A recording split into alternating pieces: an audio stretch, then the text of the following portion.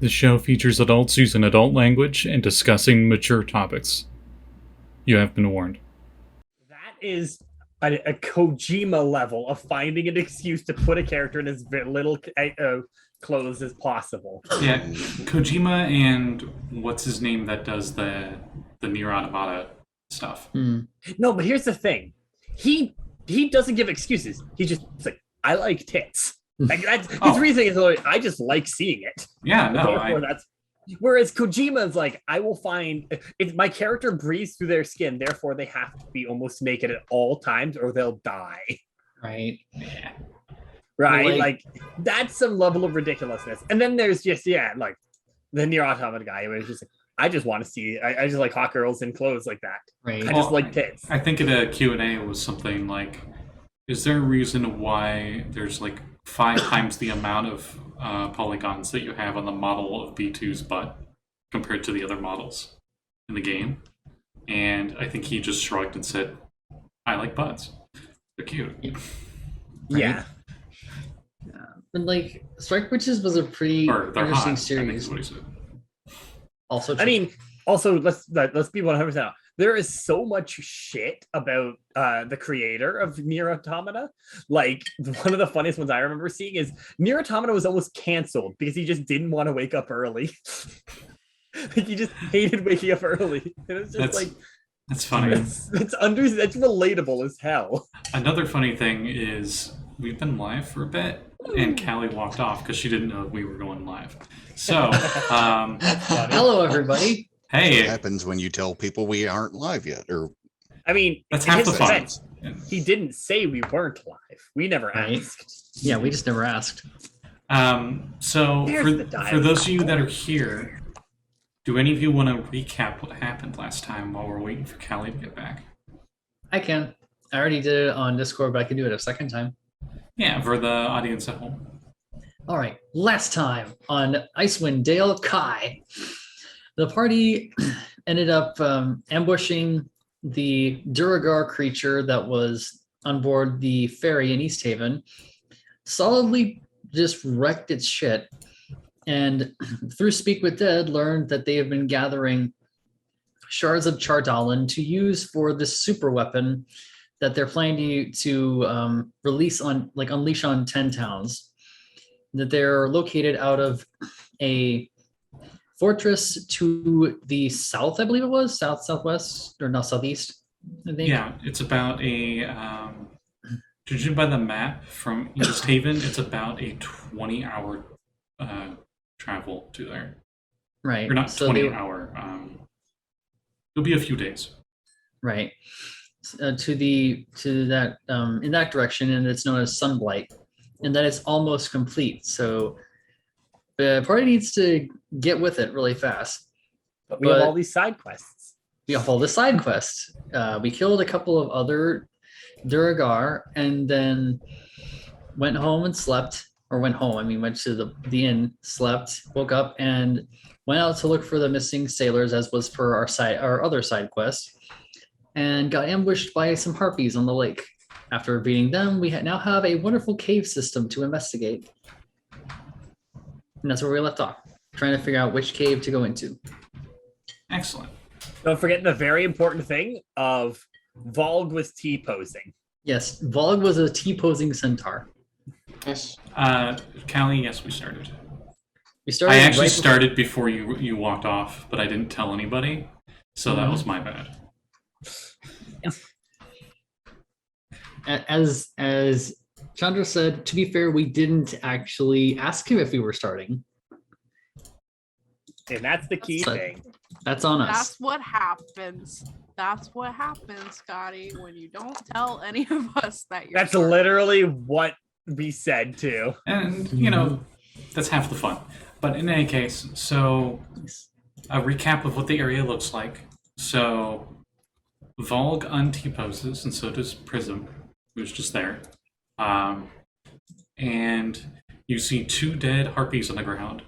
And I think I said that they kind of had like a snow owl kind of feather pattern to them and such. I don't remember you may have, but I don't remember it. Only because River wanted the feathers. Oh, right. Yeah. And that there is a few caves that are in this icy cliffside on the edge of the lake where you guys found an abandoned boat. 3 of them are elevated a bit up on the cliffside, and one of them appears to be the ending mouth of a river that had frozen a long time ago. And you all decide to go up to the one on the map that's pinned in Discord that says plus 20 feet on it. So the lowest of the elevated ones. It takes you guys a bit of work. I'm not going to have you roll for it. It's just going to be like not even half speed, is like quarter speed climbing to get up. There's a lot of places where you guys can grab. It just takes you a while, but you eventually get up there. And as you do, you move further into the cave, correct? Right. It is dark, as it is always nighttime. Mhm. Who has the light source? I don't know if would my psychic blades count as a light source? I don't know if they would. Unless they specify they do, they don't. Which of our big hitters is going to be on point? Valgg I have a lantern out. does Valgg or Perry want a light? Or wait, Perry's got dark vision, doesn't she? Yeah, Perry has Yeah, dark give it vision. to Valgg. Oh, and just a reminder of the reason why you all are here. 4 fishermen went missing in East Haven, and the captain of the guard has asked you all to go search for them and find out what happened. She was going to reward you one of the 2 items that they pilfered off of the wizard Dazan before he was executed. One was a scroll of fireball, and the other one was a diamond worth around whatever it is for revivify. I just remember that. 100 gold. Is it 100? I think it's 100 for Revivify.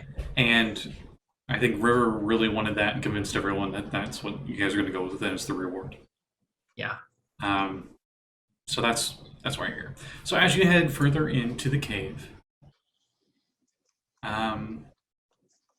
you can hear the wind from outside billowing into the caves, and you travel about 20 feet or so further in, and you start to smell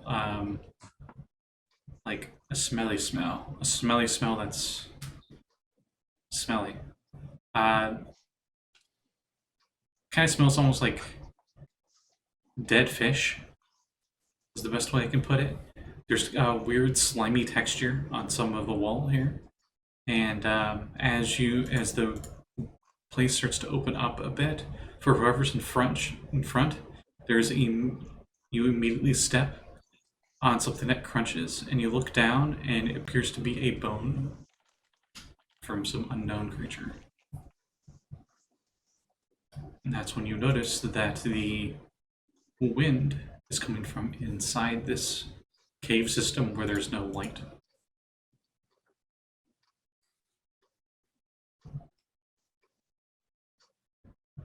So I think Valgg is leading, right? Sure. All right. So is it just like looking around at the ground that's being lit up is like only just one bone, or is it like a lot of bones? There are a lot of bones. So what you're saying is we're in the bone zone. You're in the bone zone, folks. Fish bones or You can roll me a Spines? quick medicine check. oh, can I? Or nature. Actually, nature makes more sense for this. But you can do either or.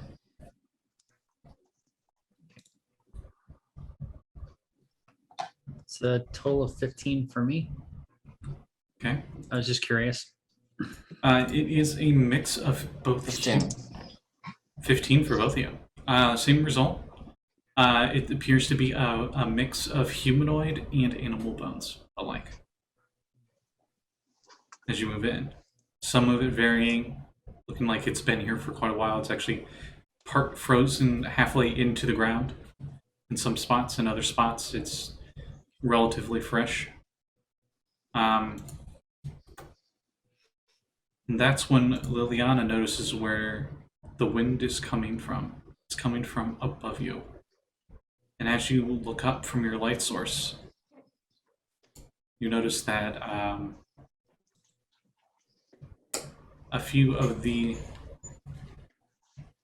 columns that appear to be stalactite and stalagmites are not that at all. They're actually 4 very long legs, as the ceiling here is about 20 feet tall, and about 10 feet up is the body of some weird monstrosity that is looking down at you. And then that's when one of the columns come up and goes to reach down to step on you as we roll initiative. The creature, to give you a little bit more of a descriptor, is slimy and light gray colored leather like skin. The legs appear to be 4 very long tentacles with 2-digit claws on the end. Ugh. And it seems to have those leg tentacles like straight down. So it's just like on stilts is what it seems like. But when it moves them, that's when you realize that they are not legs. They have no bones in them. They just like tentacle move up and it goes to step down on you all. Ugh. This is a cryptid from my guide. So because the encounter they had in here was boring. Okay, so I got a 23 for Elena. Okay, I think 23 for Elena, and who got the 25 in Zoom? Me. Okay. Let me roll for this thing. That is totally your friend and not going to try to eat you. I mean, in its defense, stepping on someone can be considered a friendly action. Not from this thing. He just wants to pat our heads and call us good children. No And not eat steppies, us. please. It's about, to give you an idea how tall this thing is, it's like twice the height of Valgg. So it's very tall. How tall is Valgg? Like 8 feet tall, or how big It's is 7, Valgg? 7. I'm not that tall. I'll get you all a picture. Wait, see this thing? I do not have it drawn yet, but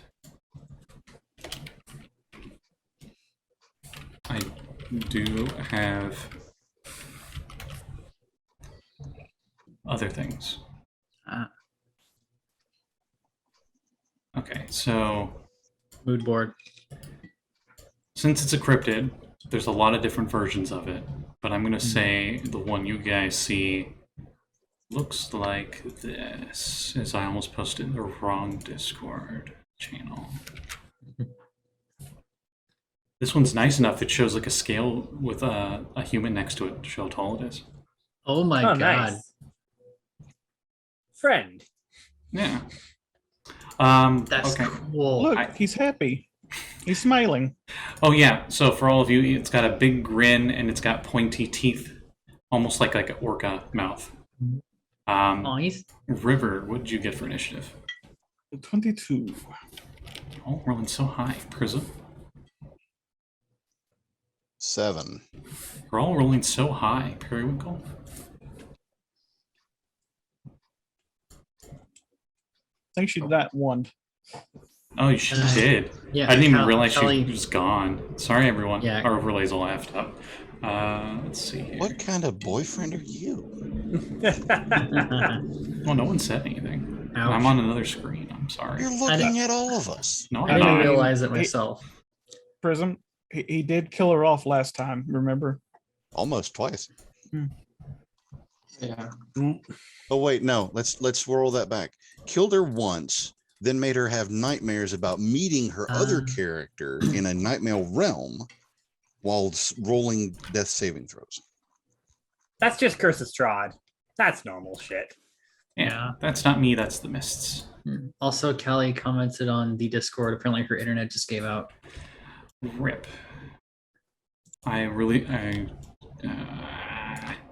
Shit. Well, Yeah, if I remember anything about Florida from the time I lived there, it's kind of like, yeah, that tracks. I don't know. The internet's only gone out like once for me, and I probably just jinxed it, and we're gonna end our stream early because he'll bounce out on me. But She instantly starts T-posing. yes, she She T-poses out of fear. you all probably don't know this one, but she pulls a Maleficent in Agrabah. Pretty much what happens there is she's talking with Jafar in the first game, and Sora's like, "Are you Maleficent?" And she literally just fades from existence. She's just gone. And she She's just gonna pop magics herself away. Yeah, she's gonna pop up next session and be like, "Oh, sorry, my dad called me for something." You can't call her. She can only do that once a 10-day. She Oh. can call him. Yeah, Patience doesn't have those same limits. Yeah. Patience is a level 20 character, isn't he? In this universe, Scotty? Well, yeah, but he's, she's like one of many kids, and he's got a lot of things he has to deal with too. And she's old enough; she should be able to take care of herself. Right, but he would still, if he needed like something smashed, he would call her. Nah, I think he just do it himself. He would definitely do it himself. There, He is That was- definitely the character that is just like Patience is just the dumb himbo, the character. Okay, so this version is the Pact of Tome Celestial Warlock / Fighter, and he has a flail that he got from a Dark Lord that he killed. So nice. you would definitely just smack something with the flail. Maybe Eldritch Smite, who knows? Hmm. But in any case, Anyhow, yes. I fixed the windows, and if she comes back, I have the windows how they were before, so that's fine.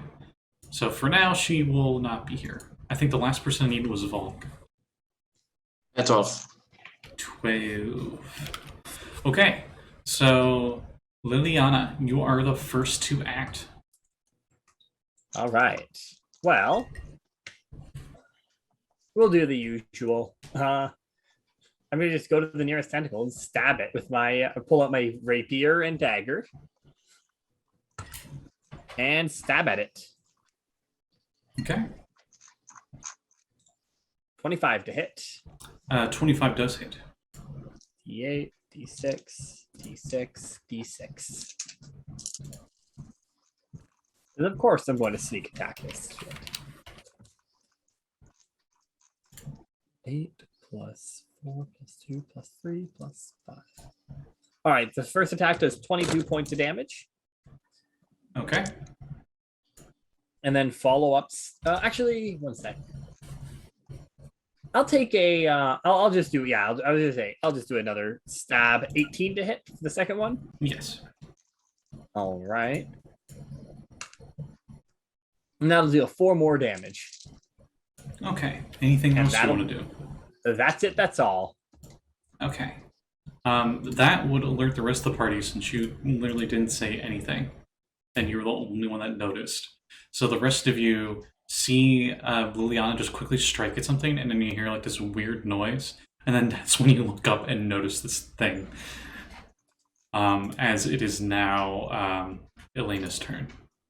Yeah, Elena just sees this happen, just sort of startles. Then she looks up and sees the thing and just like, dancers wept, and just takes out her like side daggers and flings them at it. The dexterity, side blade.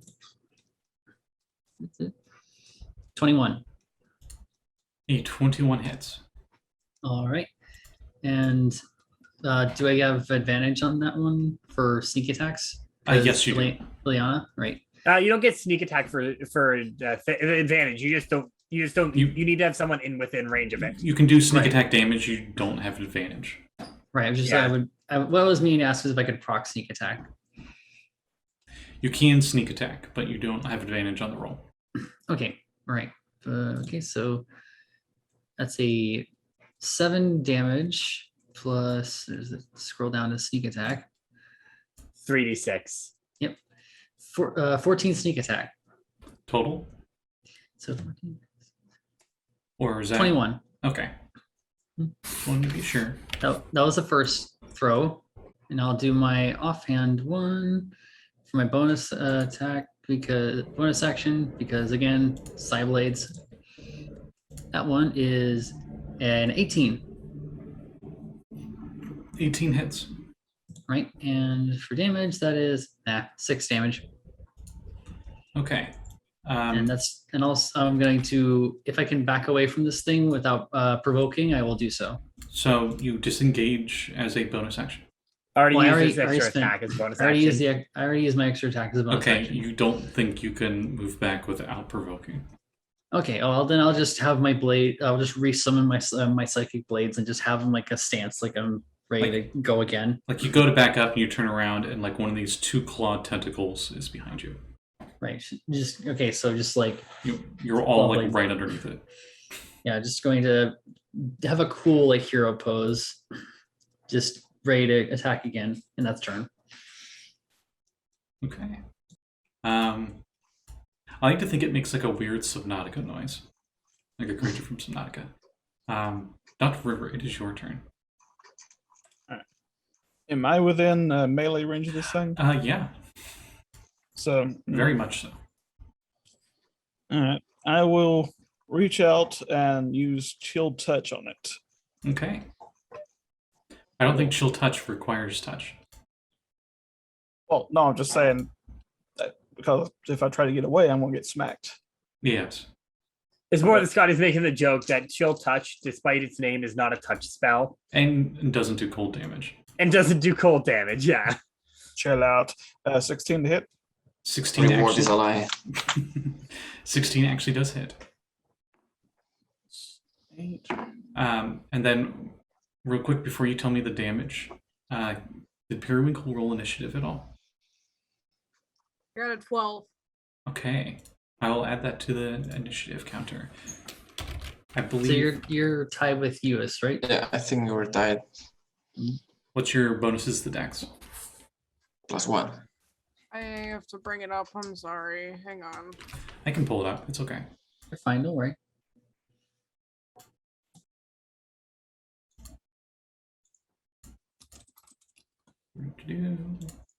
On D&D Beyond, it's super easy.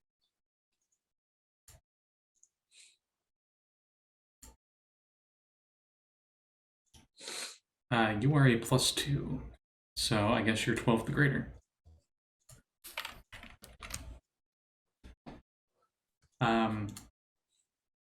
And with that, River, how much damage did you do with your Chill Touch?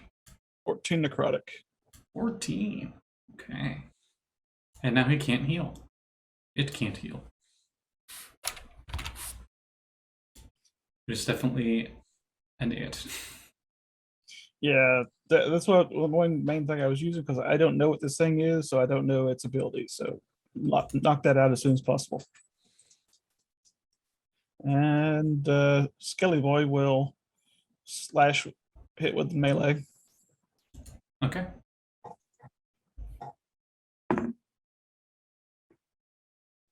$15.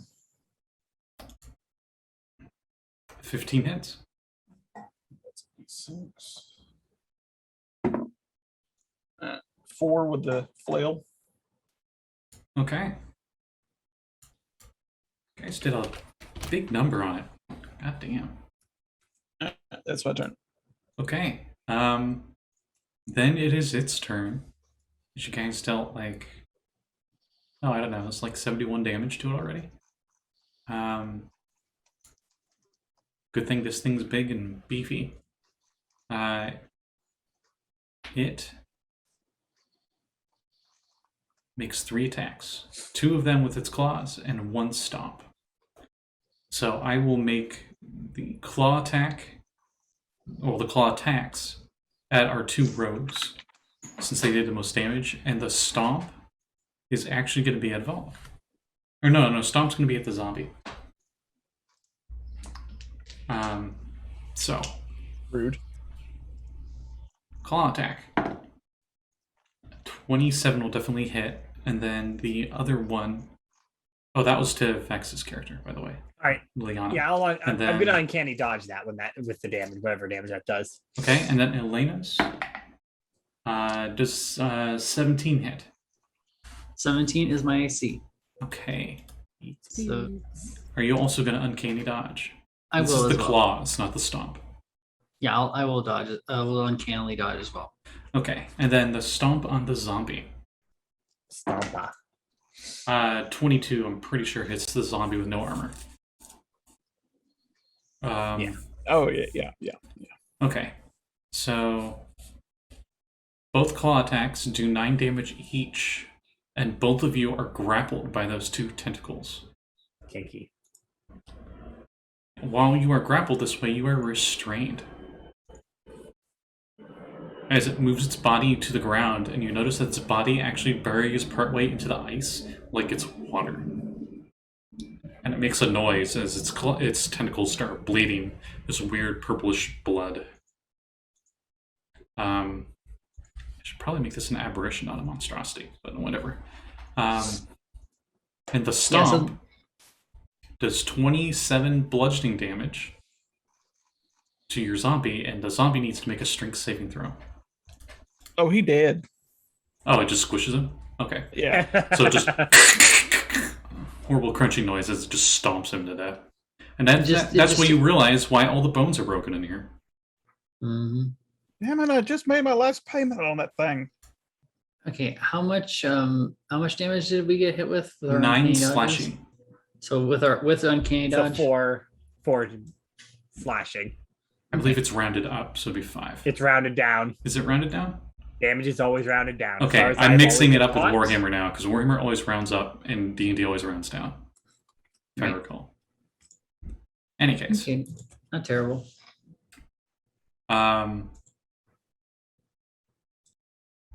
Yeah, so Let's see. the one general rule, divide the number game, round down if you end with a fraction, even if it's 1/2 or greater. And that will be its turn. So after it, we go to Periwinkle. So Periwinkle, 2 of your friends are grappled by this weird creature, and the zombie is a pancake.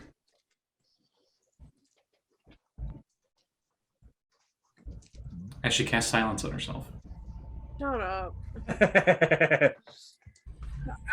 I said, oh, cool, I'm muted because the thing popped up on my thing.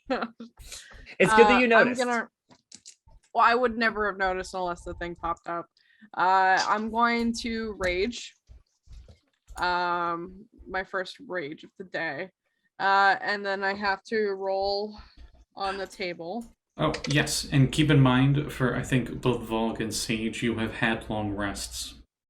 Because this is the next morning that you guys went off to do this. So which rage did you get?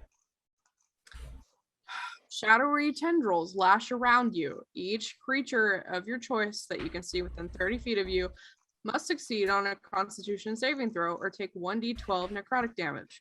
You also gain 1d12 temporary hit points. All right. And then I'm going to roll the con save for this creature.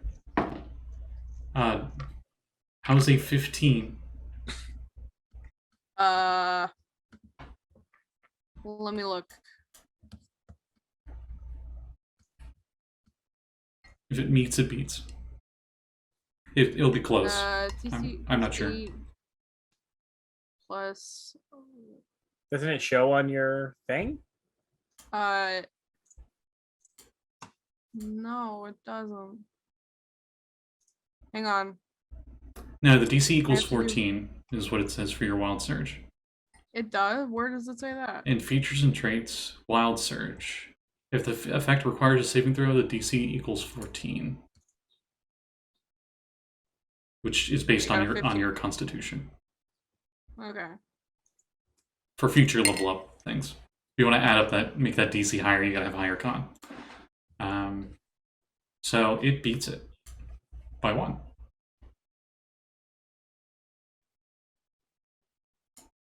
Okay. But you gain that temporary hit points, so that's nice. Yeah, it is 14. I was doing the math wrong.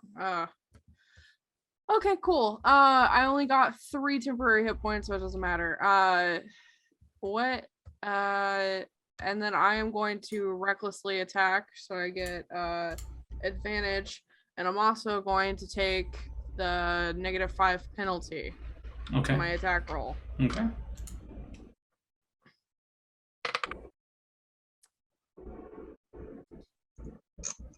Oh, I get advantage. Yes, you do. Because you're reckless. Hang on. How can you be so reckless? Just a 13 hit? Mm-mm. No. You go to cut into it, and you don't cut through its tough hide. Second attack. Reckless attack, count for both attacks? Just your Or first just one. the first one. Cool. Then and also the other thing does not work. So 21. 21 does hit. Okay. It's always the second one. Why can't I ever hit with the first attack? 7 damage. This is with a -5. No, the -5 was only for the first attack. Oh, well, that's why. 7 damage, you said? I rolled a 3 on the first attack. Oh, no, I rolled a 3 on my first roll. Yeah, it's 7 damage. But I had ignore me. I'm super tired. It's okay. Valgg, it is your turn. Okay. I will attack then. It is right next to you, so you really don't have room to charge. Nah, I get it. Yeah. If you wanted to, like, try to make yourself have a charge, you'd provoke, but you could try it. This room's big enough. Just stomp the zombie to death with 27. I am not gonna do that. Okay, 27 would definitely hit. No, sorry. Like I said, it dealt 27 damage to the zombie. I didn't attack yet. Oh, okay. No, mine's a 17. 17 will hit, yes.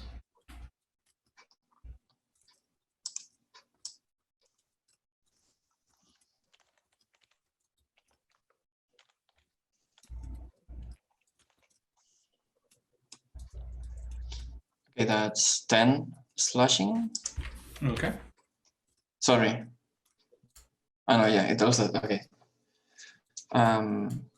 What I said, because I thought I was using the long sword and I'm using the hand axe, but I rolled the correct dice by mistake anyway. So. That's okay. Okay, second attack.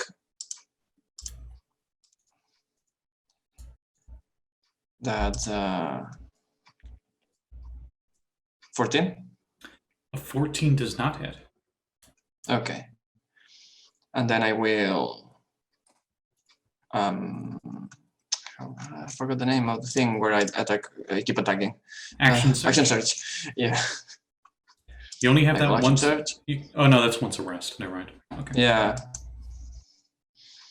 Okay, that's 21 to hit 21 hits. for 8 slashing damage. Spoofy. All right, got it. Thank you. And since it's action surge, your multi-attack goes off again, so you have one more attack. Yeah. And it's a 17 to hit. 17 does hit. And it's 11 slashing damage. Oh wow. Okay. And he be unwavering marked. Okay. This creature is really hurt at this point. Not bloodied, but it's really hurt. Okay. And that's it, because I'm not hurt or anything. Okay. Those of you that are grappled by its tentacles, instead of loosening its grip as it's taking its damage, it seems to grab you guys even tighter. As we go to Prism's turn. Oh, I think I know how to help my friends. I need a con save, please, as I cast Reduce on the creature. 19. Fuck. It's a very hardy creature, as you can tell by how much damage it's taking. I just used my action, so I can't do a cantrip. Wow. Welcome to Wizard. Well, no, normally I have other wizards who are more than capable of dealing damage. This one is utilitarian, and I just used my turn on a spell that failed. I just realized, you have that reaction ward thing, don't you? What? Can't you, as an abjurer, do like a ward thing where you can like block people's? I don't think that we've got that yet for the level up for that yet. Okay, No. so that's later. That's like 6th level or something. Yeah, I believe think- it's 10th level because the only one I've got right now is an arcane ward that does allow me to create a temporary shield for myself. Speaking of, And what action is that? Oh yeah, it is 6th level. It is 6th level when you get that projected ward. I was about to say, I thought the ward wasn't that far. lasts until you finish a long rest. Does it say as an action? Double checking. Whenever you cast an abjuration spell of 1st level or higher, does not say action or. Yeah, so Okay. the action would be casting an abjuration spell. Mm-hmm. Or if there's somehow a bonus action casting an abjuration spell, which I'm sure there's a thing somewhere. In any case, you cast transmutation, I'm pretty sure. Enlarge reduces transmutation. Yeah. Um, I'm pretty sure you should have if it's assumed you're casting mage armor on yourself every day, then you should have a few hit points in there in your arcane ward. that's true. Mhm. Would you have 'Cause- spent a spell slot this morning to cast mage armor? I do with all my wizards, yeah.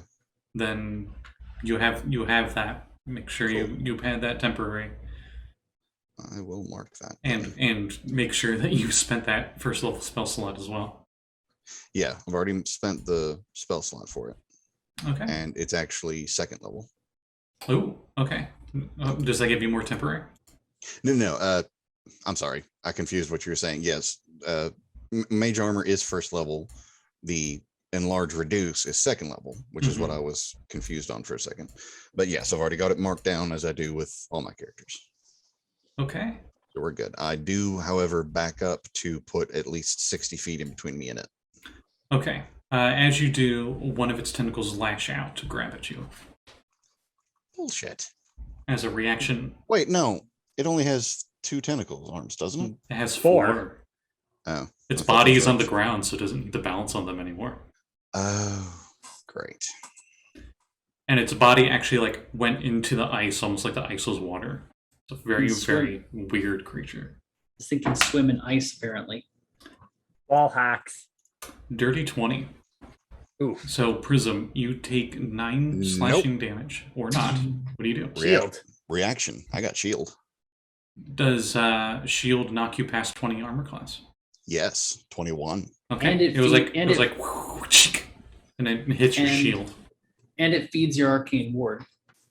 Well, Arcane ward was already turned on by the mage armor, like we just discussed. Right, but it feeds it too. In the future. For You future. can't stack though. And cannot It- stack that spell. It Yeah, doesn't. I thought temporary hit FHP points. is replacive, not additive. it's not temporary hit points though. The ward is The ward has 13 max HP right now and takes Right. damage instead of me until it reaches 0. Whenever you Mhm. cast an abjuration spell of 1st level or higher, the ward regains HP Yeah. Oh, it regains it. Okay. equal. Otherwise, to you could twice do the some level. pretty big bullshit stuff with that. Right. Yeah. So Okay. at the moment, Okay, it's When you're out of battle, I just cast like 20 first level spells to boost up my shield. right. I must have. It's the same reason why That'd they be do that fun. with temp HP too. That would be fun bullshit, but in any case. So the tentacle was like lashing out at you, and you do that. And luckily you don't get hit. And you are at the... Okay, so you don't move further into the cave, because you guys are in like maybe 5 feet into the cave. To get outside is like 30 feet away. I'm going off the idea that I wasn't very close to this thing to begin with. We were inside of it It, pretty much. it was We were in inevitable the because it was a tunnel that you all were really close to each other. we were in the middle of it, so you could back up and go from where we came from. But no matter what, we were on. It was on top of us. Okay, Mhm. then yeah, that's The rest of you would notice that the tentacle reached pretty far. It was like a 10-foot reach. is try to get Prism. And that's Prism's turn. All right. That is everything, yes. Okay. Then we wrap around to Liliana again. So Liliana, you are currently restrained. And you would have to use an action to try to get out of that. I'm gonna absolutely use my action. So you said it doesn't even look bloody yet? Oh, no, it's really, really hurt, but it's not bloodied. Oh. Okay. Then screw it. I'm gonna stab it. Pretty much meta-wise, what I'm saying is it has a lot of hit points. Oh, Lluis, you're probably hearing some random people outside. Because some people are deciding to strike a conversation in the middle of the parking lot. Or he's leaving. That's okay. Meta-wise, it just seems like it can take a lot of damage. Is pretty much what I was getting at. Yeah. It wasn't resisting that, it was just taking it. All right. Yeah, I'm gonna try and break it. Okay. What did you get on, or it's athletics or acrobatics to try to get out? I got a 30. A 30? Yes. You easily get out of this. You get out of it like you have freedom of movement. And then So that was your action. yeah, that was my action. So It's been a week or so. Sorry. So yeah, that. Sorry, yes, I muted him. And then yeah, that'll be all my action. That's all I can really do. Can't even make an offhand attack. Okay. Do you move anywhere? Actually, I'll take the bonus action to disengage and kind of back up a little bit. And I'm not I still want to be within. Actually, I shouldn't even bother disengaging. I'll just back up a little bit, so I'm still in range of it. Okay. But just spread out so it can't stomp on us. So you're like 10 feet away instead of in the same, almost same square. I'm spreading out a little bit. Yeah. Yeah. Okay. Then after you, we go to Elena, who's also one of the restrained. I Now think the I'm only actually. restrained. I think I'm gonna actually try and stab this thing. You Okay, cannot yeah. while you're restrained. Yes, you It'll can. have You can? disadvantage on it. Yeah. Yes, you have disadvantage, Okay. Yeah. Yeah, Go I'll ahead. have bud. disadvantage on and it. it has advantage. Mhm. It's the restrained person. Okay, so that's a okay, and then so it's a 15. A 15 just meets. Nice. Okay, and I'm assuming I don't get my sneak on this. Not when you have disadvantage on the roll. Nope. Okay. Wait. Oh, wrong thing. That was for my offhand. Apparently, I rolled for my offhand by mistake. So just as a note, the offhand was the 15. And it's a just regular 6 psychic. Now let's roll the actual primary attack. 15 again. 15 damage. Okay, so that no, that's 15 to hit. Oh. Because I accidentally rolled my bonus. You didn't need to roll to hit again. I'll just treat it as you hit. No. She was rolling her primary attack and her second attack. Yeah, I accidentally rolled the bonus action attack first, and that was the first set of the first 15 that I got to hit it. That was I mean, 6 honestly, it damage. doesn't really matter. So you hit with Right. both, is what I'm Yeah. hearing. Got it. Right. So that was 16. No, it was 6 damage in the first one. Okay. In the second, we have 8 damage psychic. Okay. 14 all day. At this point, it's definitely not looking that good. Right? And that's all I got, except for what she does is she slams her hand into the tendril that's grabbing her, or actually she grabs it, and then just her knives just erupt from her hands, Psylocke style, out either side of it. Mhm. And the arm where she grabbed it on the arms, the veins just sort of pulse a dark purplish black. And then she just shouts, "Will somebody please kill this thing before it drags me under the ice and I can't breathe?" And that's it. Dr. River, it is your turn. Did it use one of its tentacles to crush the zombie, or how did it do that? Yes, it did. It literally stomped it. Would it be an action to try to run up and hold on to it? Yes, Yeah. that would be a grapple attempt. Well, saw that then. You know what? I'm gonna be the first. As a kobold against something that likes to grapple, that is twice your size. Category. I would ill advise it. Technically, Are you trying to? can't even grapple that if it's 2 or more. Yeah. River, are you trying to actually like grab onto it and hold onto it, or are you trying to touch attack it, like with a spell? No, I was trying to like jump on top of it so I could just ride it back up if it raised up. Oh, okay. Well, it's in the ice now. I don't think it's going back up. But you know what? I'm gonna bust a cherry on this one. I pull up the noisy cricket and fire it. You shoot the laser pistol? Yes. All right, roll to hit. Remember, you're not proficient with it, so it's just Dex. Well, first attack is a nat 20.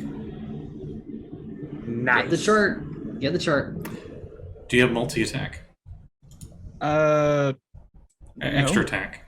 Okay, so it's one shot, but this one shot might do it. So instead of the normal damage dice, you do double its damage dice, which I think is now 4d6 radiant. But you might do 3d6, so it would be 66. Oh yes. Wow. Okay. But before you do that, you need to roll on the chart. So roll me a d100. Because you might do 96. That is 46. You shoot it right between the eyes, and the shot hits it so hard that it is frightened of you until the end of your next turn. But will it be alive long enough for there to be a next turn? Let's see. That is the question.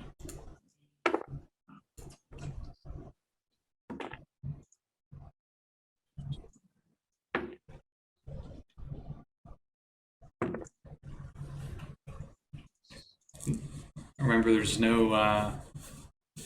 Wait, no. I think in normal D&D rules, you actually do add your dexterity modifier on the damage. Oh, I it's, keep confusing it with dark matters. I was saying, are you doing it with the dark matter style or not? No.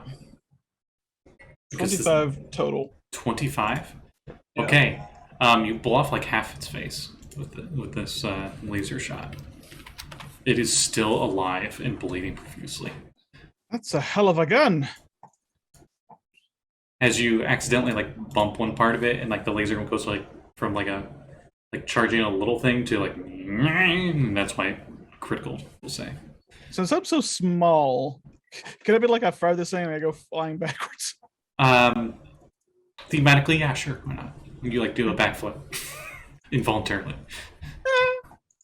and you move like 4.9 feet back. And after your turn, it is the creature's turn. Yeah, it's the creature's turn. So the creature, very injured at this point, immediately lets go of Elena. And it goes into the ice. And it seems to swim through the ice. And you see it swim downwards and out the direction you guys keep Attack of opportunity from anybody? Disengaged. It's disengaged. Ah. Damn. As it moves 20 feet down and then 10 feet out towards the water. You can see its blood actually go through the ice and just like seem to crystallize and become part of the ice itself, leaving this very strange, bizarre, almost like water art of like this blackish purple blood that's now crystallized and frozen into the ice. As we end initiative. Wait, well, this thing's like, you said is just like under the ice. Yeah, it went, and you notice that. Yeah, and you notice that the ice floor here is unfazed, like it hasn't changed at all, besides the blood coloring. Can like chase it out, see if it's like trying to go into the water. Yeah, if you run outside and look real quick, you can just barely see like its dark mass going through the water, and it just goes deeper into the water of the lake. I want to fire. No longer able to see it. Oh, I can't even shoot Eldritch Blast at it. No, it would have full cover with the ice.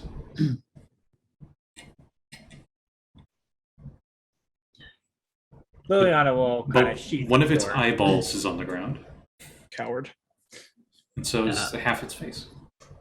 Yeah, Elena's just looks over at is going to go over to the body and try and inspect it because to her knowledge, she hasn't seen anything like this before. What body?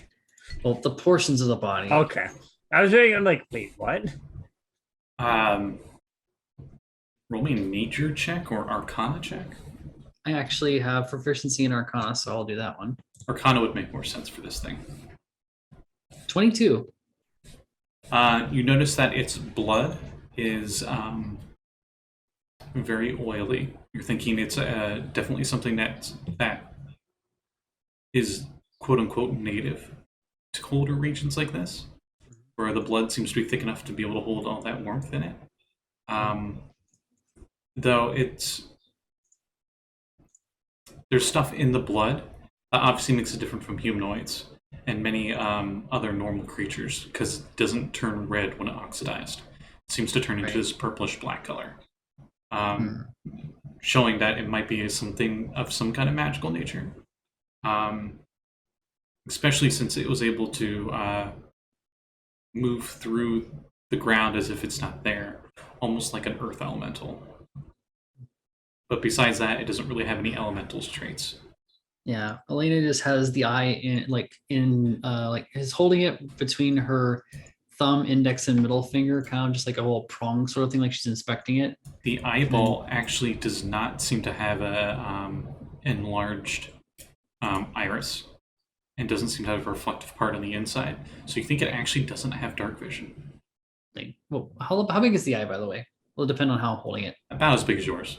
Yeah. So yeah, she's holding it kind of like, just between the fingers, kind of like inspecting it. Very big creature, almost like a shark eye, like black beady eye almost. Yeah, she's definitely looking it over. And we would know about the whole Arcane Brotherhood kind of thing. Yes. Like why they're here and all that jazz. There would be some teeth on the ground too, now that I think about it. And the closest you could identify them to is orca, whale teeth. Specifically like orca.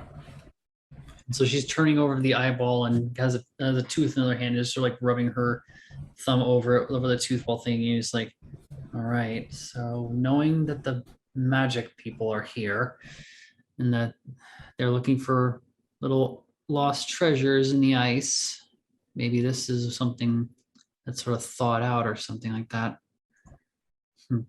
She just sort of just nods and finds a way to pocket it if possible and just goes, we can probably take some of this and sell it to someone who likes creature stuff. You're not sure how long this stuff will last just freehand in your backpack. Right. It's still super cold. It's still organic. If you properly freeze it, you could probably preserve it. Right. What is that special metal that the dwarves are getting? Chardalyn. Well, I'm gonna pick up that. You look over at the flail that has also been shattered into Chardalyn bits from the stomp. Just chunks of weird stone ice. Could it be recovered and smelted? Possibly. No, I pick up the. Do you have proficiency in smith tools? No, but there's a smith back in town.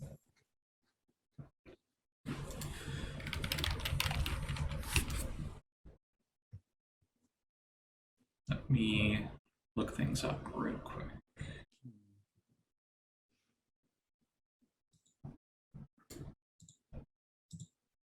I mean, I'm not walking around here with a smithery in my back pocket. This isn't Ark.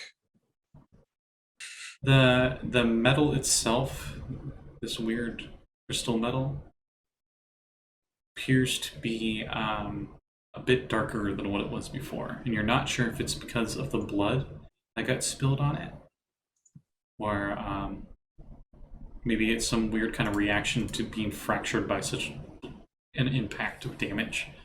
But as you touch it, I need a wisdom saving throw. 19.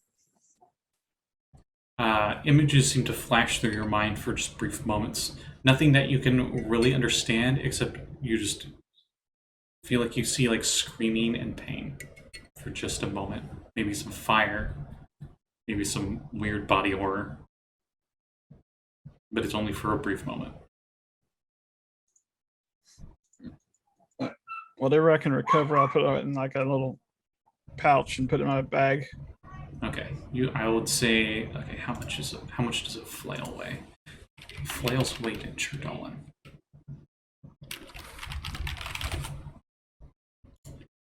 Looking it up real quick. 2 pounds. Okay.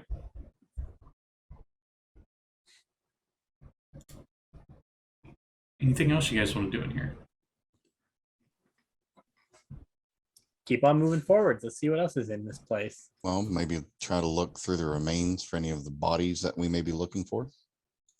Yeah, let's see if there's anything here that's fresh. Looking through the bones, the crushed bones and such here, you don't see anything fresh except for a dire wolf that is very dead. All that's left is little patches of fur that's underneath some ice that it's starting to get buried under, and some of its bones. The torso of the dire wolf is crushed by what you assume is this creature's tentacle stall.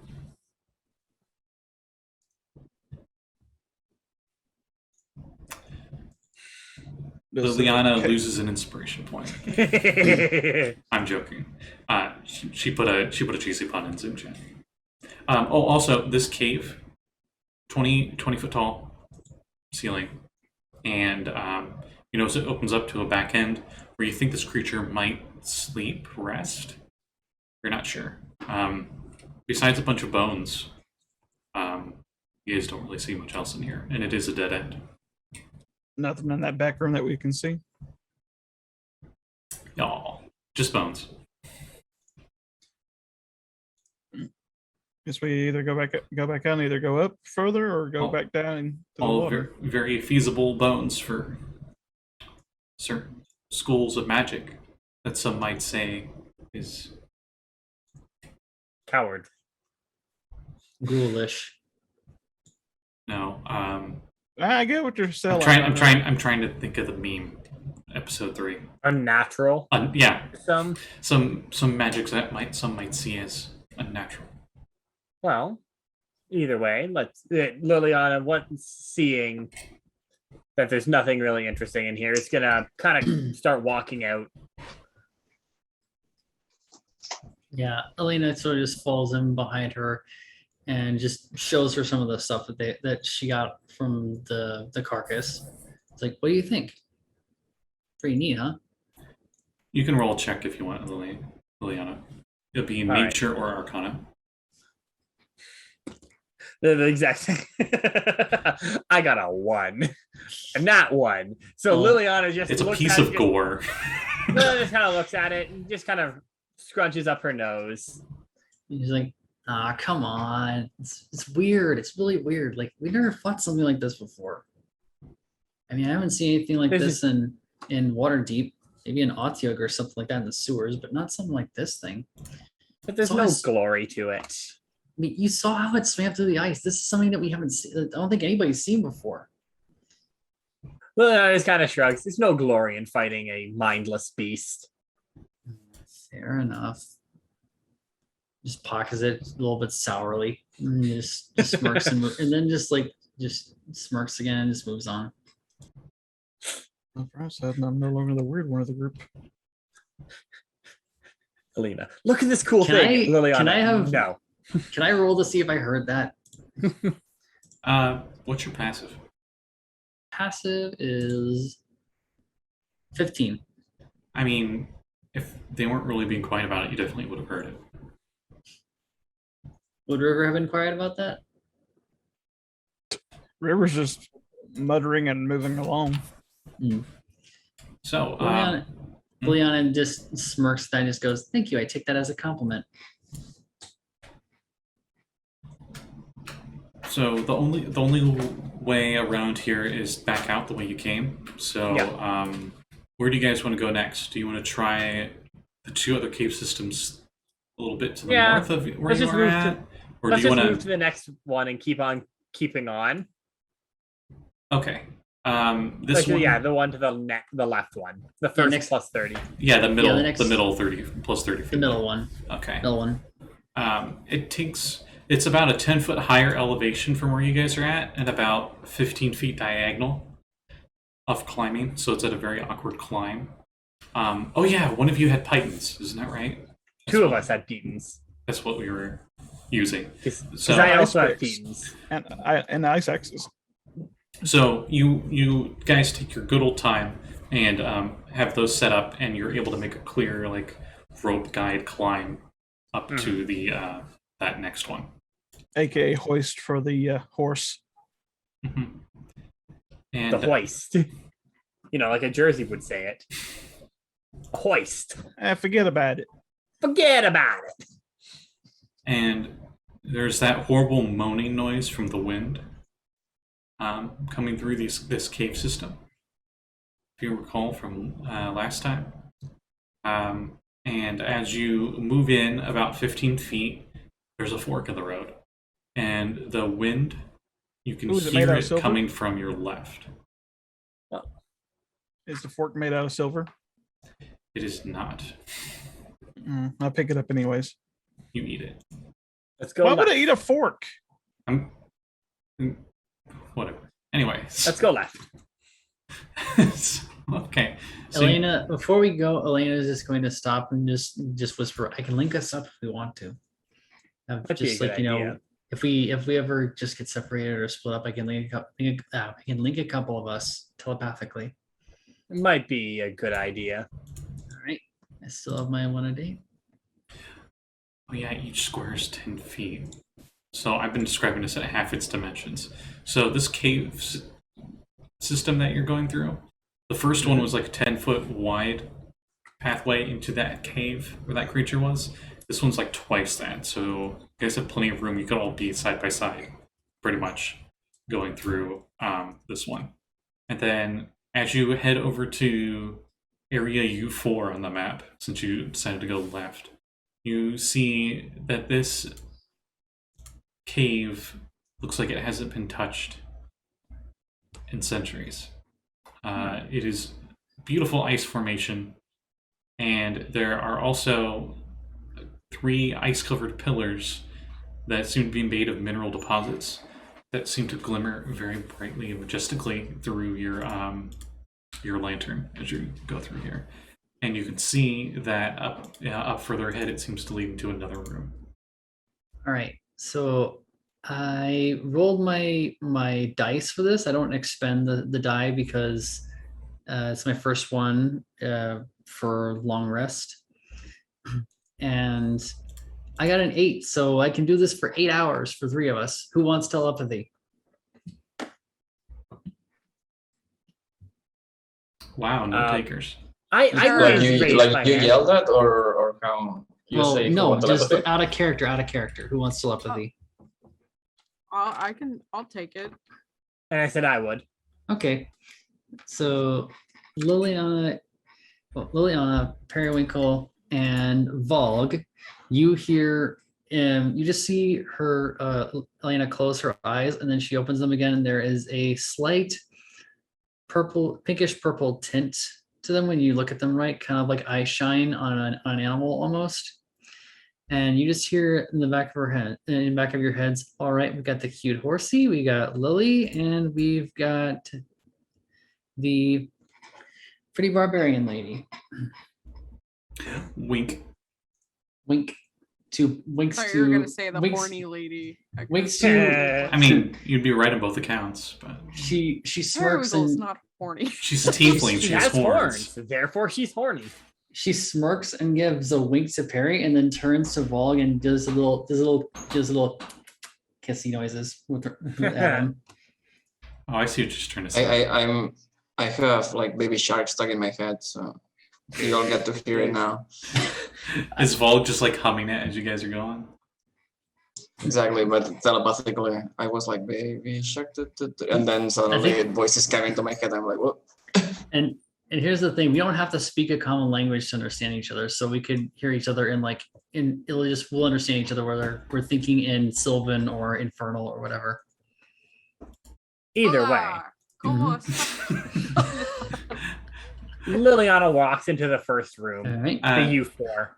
Yeah, so that's where these pillars made of mineral deposits are. Going stealth. The ceilings in here are 50 foot high, So your light source actually doesn't reach up there. Like it gets to like the light, and Lluis blur froze. So this is Oh, no. great. Oh no, Oh, he's there's back. back. Okay. Yeah. I just Also, went I back rolled- to the call, and I just see him just like he looked like a cryptid himself, just like a blur motion. So I rolled for stealth. I have a 25. Okay. I want to be sneaky, All right. just in case something else happens. You all see Elena start to crouch, and then she disappears in front of your eyes. You hear a noise, kind of like, ooh. Must be Like the wind, is what you Warcraft. believe. Yeah, Warcraft style. And yeah, Liliana will kind of walk in, take a look in this area. Anything interesting? I mean, the mineral deposits are kind of pretty, but besides that, nothing really of significance. You do see that it leads to another tunnel.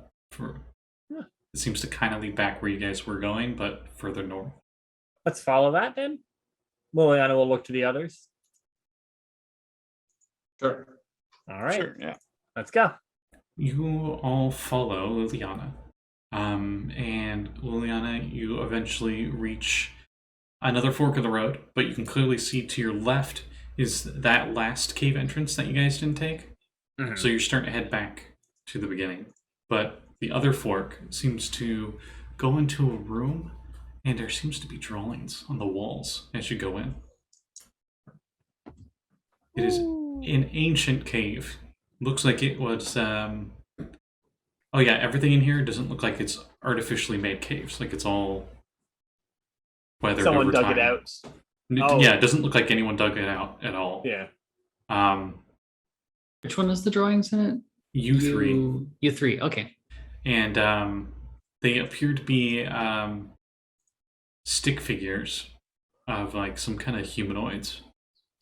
You can roll a history check on it if you want. I am an archaeologist, so I should be able to ascertain what this is. As an archaeologist, do you get any bonuses for this kind of stuff? I would say you probably do as like your background feature. Mm-hmm. 10. Let me look. Okay. You can't quite make out what it is. It looks like maybe like they're all getting ready to go to sleep.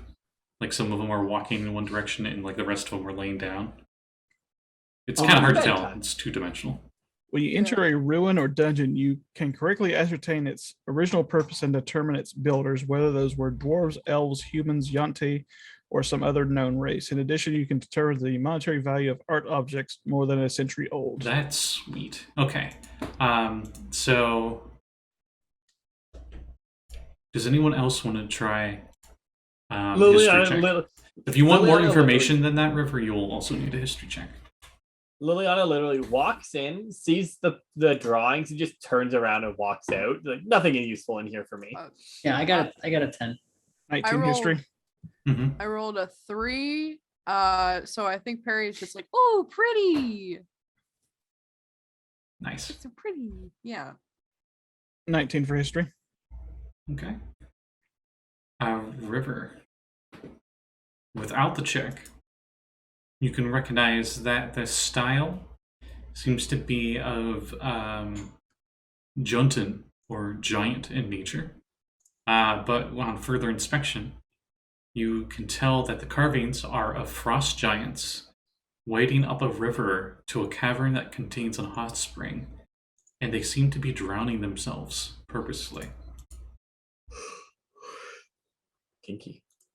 You're thinking maybe it's some kind of like deific sacrificial thing.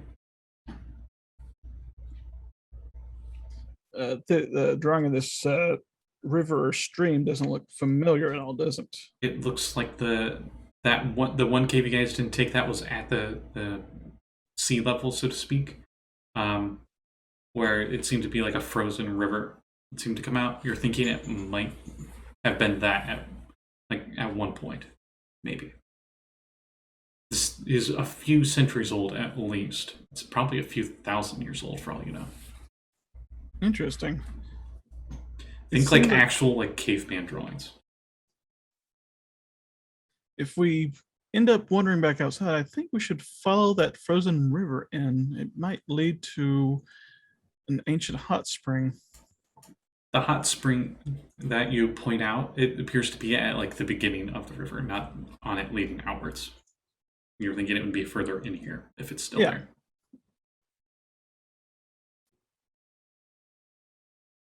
Could be worthwhile.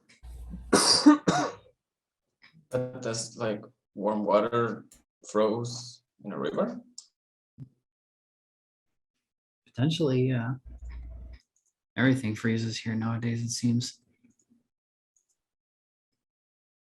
All right, let's see what else we can find. Besides that, there's nothing really else of interest in this cave, this cave and the other one. So if you backtrack all the way back and take the other fork in the road, that leads to U5. Yeah, I was saying, Liliana is literally waiting at like the second fork right before U5 while everyone was going for their history lesson. Mm-hmm. Do you say anything when you reunite with everybody, or vice versa? Okay. So then you'll all go and move on further ahead on this path, and you can see a natural stone bridge formation has set up 20 feet above what appeared to be a river at one point, now long frozen. The top of this bridge covered in slippery ice. You're thinking that if you have the right kind of equipment, you can travel over this no problem. But if you don't have it, it will be a check. Liliana's just going to walk across it. Okay. So I know Valgg has the spike things. Did anyone else have the spike things on their shoes? I do, but I don't have them equipped currently. I think I have my crampons equipped. Liliana is very particular, and the crampons do not fit what she's going for, what she wants to wear as a normal thing. Yeah, I got them equipped. Check for the bridge or the river below? The bridge. It's a slippery, icy bridge. I would need to take a moment, but I have a spare set in my bag along with my snowshoes. I would say it would take like 5 minutes, maybe, if that. I can tell you exactly how long it takes to put on crampons. I've had to put them on before. It takes like some minute, depending on the type. We'll say a minute. Yeah, Liliana just walks across the icy bridge. I've got my crampons on, so I'll go across as well. I'm confident in her abilities. You guys really aren't in any rush to get over, so Prism, you can take your time and put them on and then go across. But those of you without crampons are going to need acrobatics checks. All right, 27. Okay. Hang on. 22. You both handstand your way over. Or, I mean, you could have with those results. Liliana just struts her way across the ice like it's not even there. So you'll cross no problem then. You're pretty sure if you would fall 20 feet down to the frozen river below. Not hurt. Oh, okay. And on the other side, you see a cave that seems to contain an abandoned campsite. This is area U6 on the map.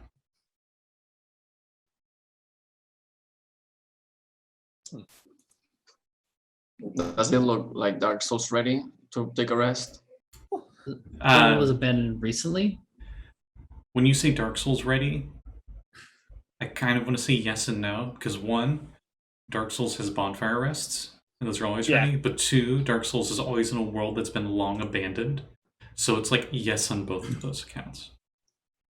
So this campsite looks like it's been, like the tents collapsed, and stuff has frost on top of it, and you can see where they had a fire at one point, but none of that wood is definitely of any use. Let's check it out. Well, I'll start checking through the stuff, see if there's anything interesting here. All right. You search the remains, and you find inside the camp, where was left of the campfire, charred remains of 3 torn out pages, only partially burnt. Liliana will look and then just hand them to Prism. Prism, it appears to be written in Dwarvish. It's a good thing I can read everything.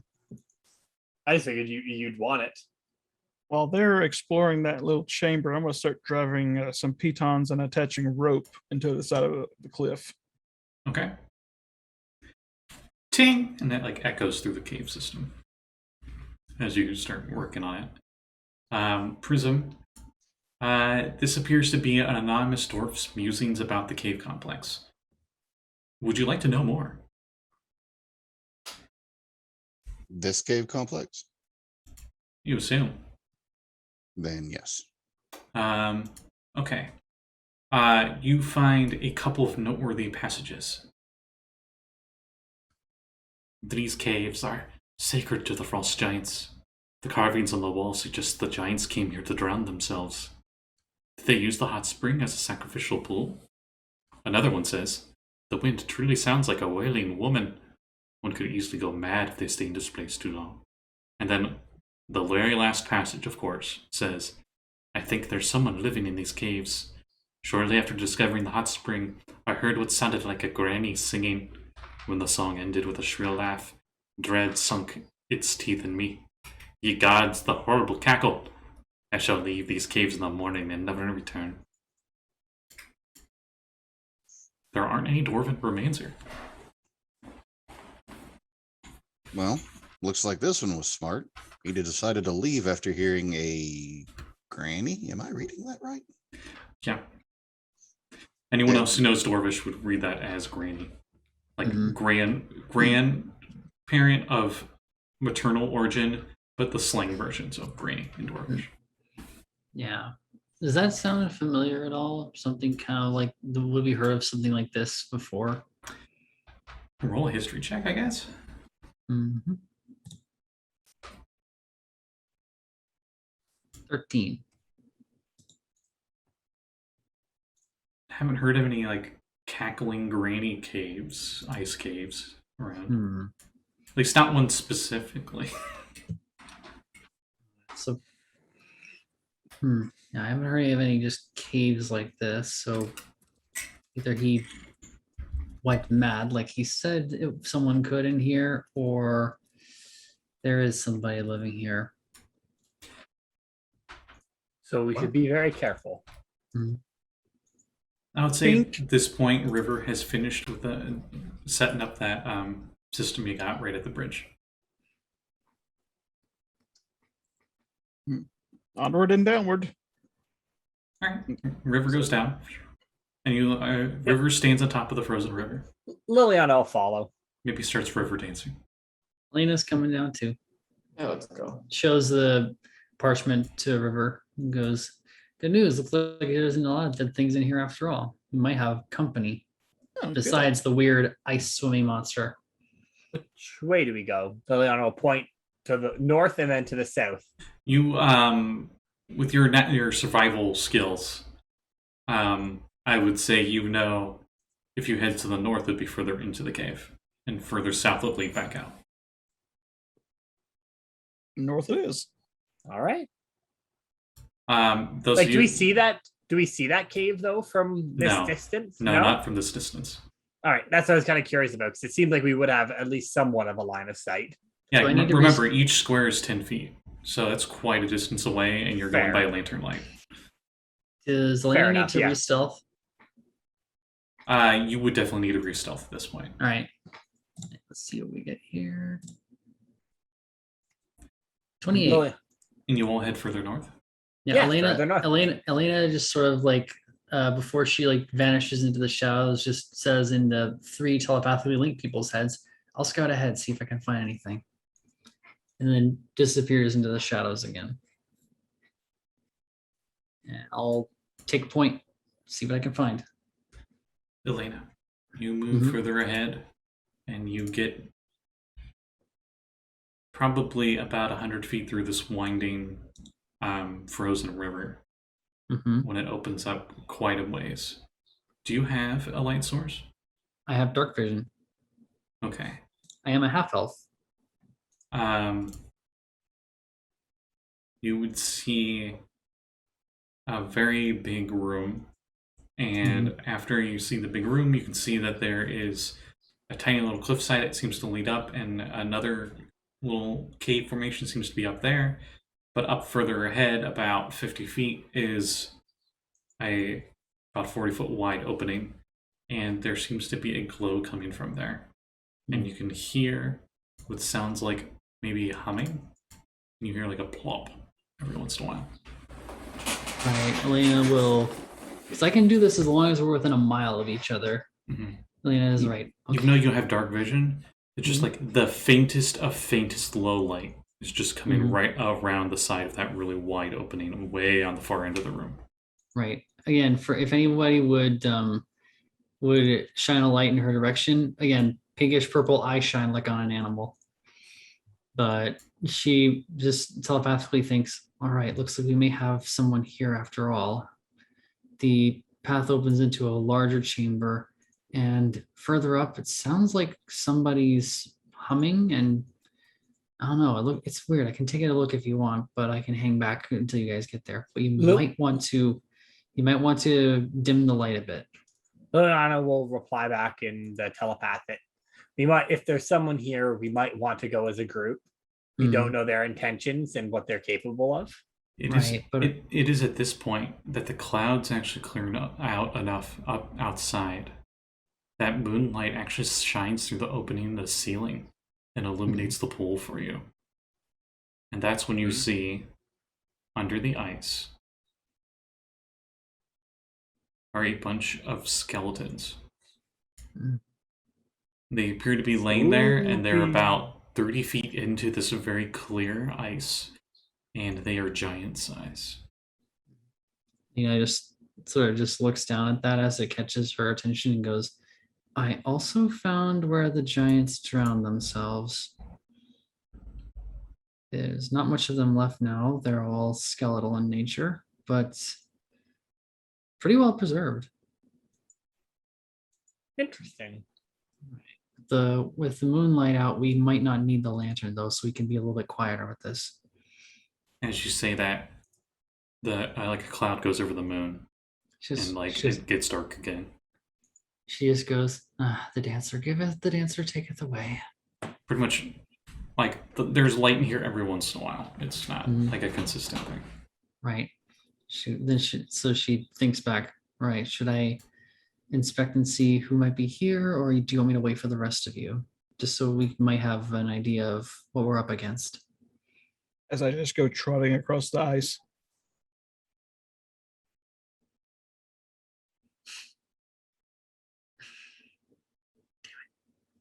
I don't have it. I can't hear you.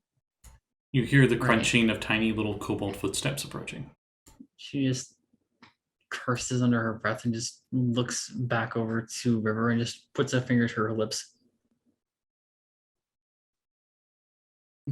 Waves. She does that thing where the person looks up at the sky just like with a disbelieving face and just hands up like, why me? And just quietly just skulks back over to River and just quietly goes, all right, might have someone here. We need to be quiet. It is at this moment that you notice like the humming is like singing. It's very much like to themselves. And it's just echoing through the cave really well. Right. Wait a minute. Any particular You said language? it's kind of like singing. It's like humming. So it's like Well, if can I like pull something out of my pack, like that's some cloth or wadding, and like plug my ears? I mean, sure. I mean, I'll say you're deafened willingly. Since we ran into those like siren-like creatures on the outside. Yeah, that makes sense. How high up is this? Kind of, it's like there's like at a wall or something. Oh, right? So the rest of you are coming up? Yeah, Liliana's probably just behind River. It's not ahead because River's the slowest of the group, I think, with Prism. You cannot see the ceiling. It's pretty high up. But every once in a while when the moonlight comes in, you can see like that crack, and then it gives you a scale of how big this cave, how tall this cave is. And it's about 50 feet from the floor to the ceiling. Shit. Whispering this, I'd be like, since there was two of those foul creatures on the outside, there might be more on the inside. Maybe.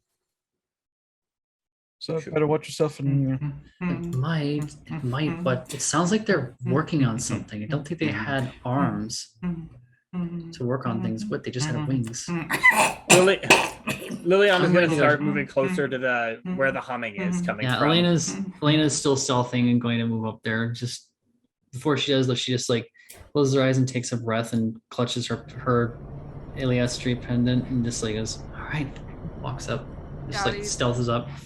Does this this humming, like, does this song sound familiar to me? Because I have an entertainment history. I don't know. Sure, roll history. Why not? Shit. Fuck it. Can I like use because it is my my background is entertainer, I will. and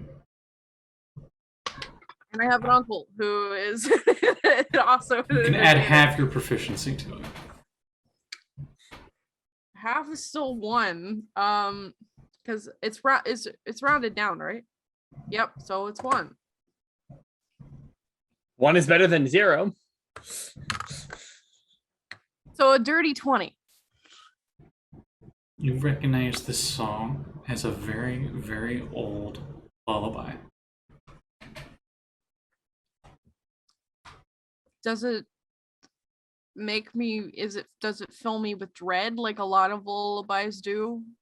This is the horror movie thing where it's like normally the song's like, oh, it's cute, you know, puts a kid to sleep. But like this is the horror movie one where it's like, oh, this is really creepy. Mostly because you guys are in like a It's big like ice cave filled with dead things. The possessed child remix. Right. So as Elena and Liliana sort of like hug the wall and just round the corner, just to where we can potentially see somebody. This lullaby will probably be the equivalent of like London Bridge, where like Or- you know the lyrics mean something much darker, but if you don't Or know like- that, it's like it's just a song. Ring around the rosy. Or the That's what I or meant, the yes.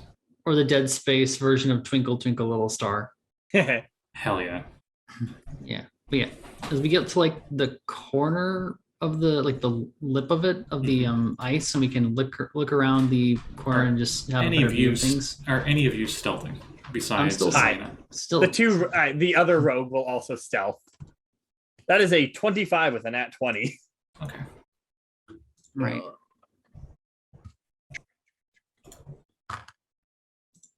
Does a 13 do anything?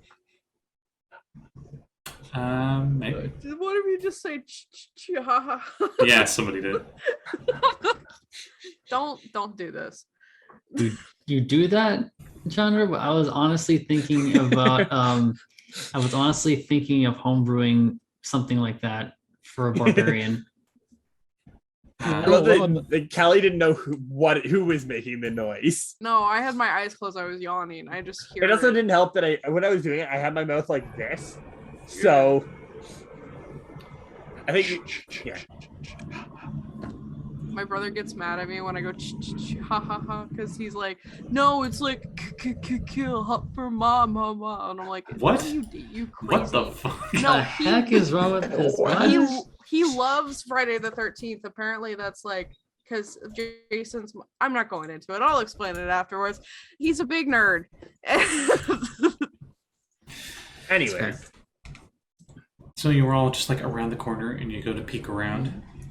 And those of you that aren't stealthing, it's just like every footstep's echoing through this cave. And Try to roll at 3. So you try to stealth as a Centaur, but you just get really nervous, so you just trot even more in place. well, and also the spikes just pink, pink, pink, pink. Yeah. He's moving with the brass section of a marching band. yeah. And the humming stops, and I believe the rogues are probably the first ones around the corner. Oh yeah. So you have dark. Do both of you have dark vision? Nope. I do. Okay. The one with dark vision can see what appears to be an older lady as a light seems to fade from around the corner and it goes to dark.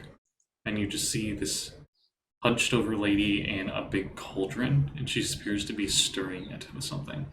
maybe like a staff or some kind of big stirring stick.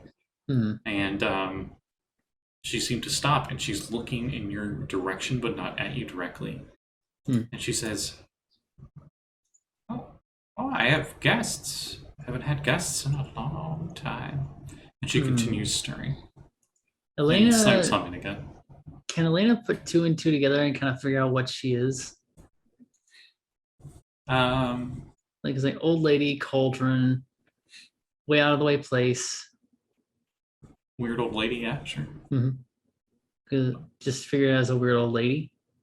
Yeah. Or would No, or you would it think be old- she's a very weird old lady because heaped around. Oh, okay. So let me see. She is over this cauldron, and it is on a stone block. Or no, next to her. Next to it is a stone block, which atop you see chunks of meat of various kinds. Well, so she's kind of aware, but not our numbers. Can I like motion for everyone to hold? And Elena, you can tell your group has a light source. So Right. there is light coming around from where you guys are from. It's Right. like reflecting off the ice on the walls and whatnot. Elena has a suspicion, but I have a suspicion I probably Elena would too, just because of the work she's done in the past. And also because of just the person and the setting before her. And she's going to like motion for everybody to just hold up for a second, and then just be the first one to step out. And Gonna say, since you're stealth, I can recast light from Valgg to me, so that she only thinks that I'm here. As I walk out and expose myself, keeping y'all in hidden cover, she's not knowing her numbers. Lena's just gonna walk out just after telling everybody to stand still, and she's going to actually look at her and say in Sylvan, "Greetings, grandmother."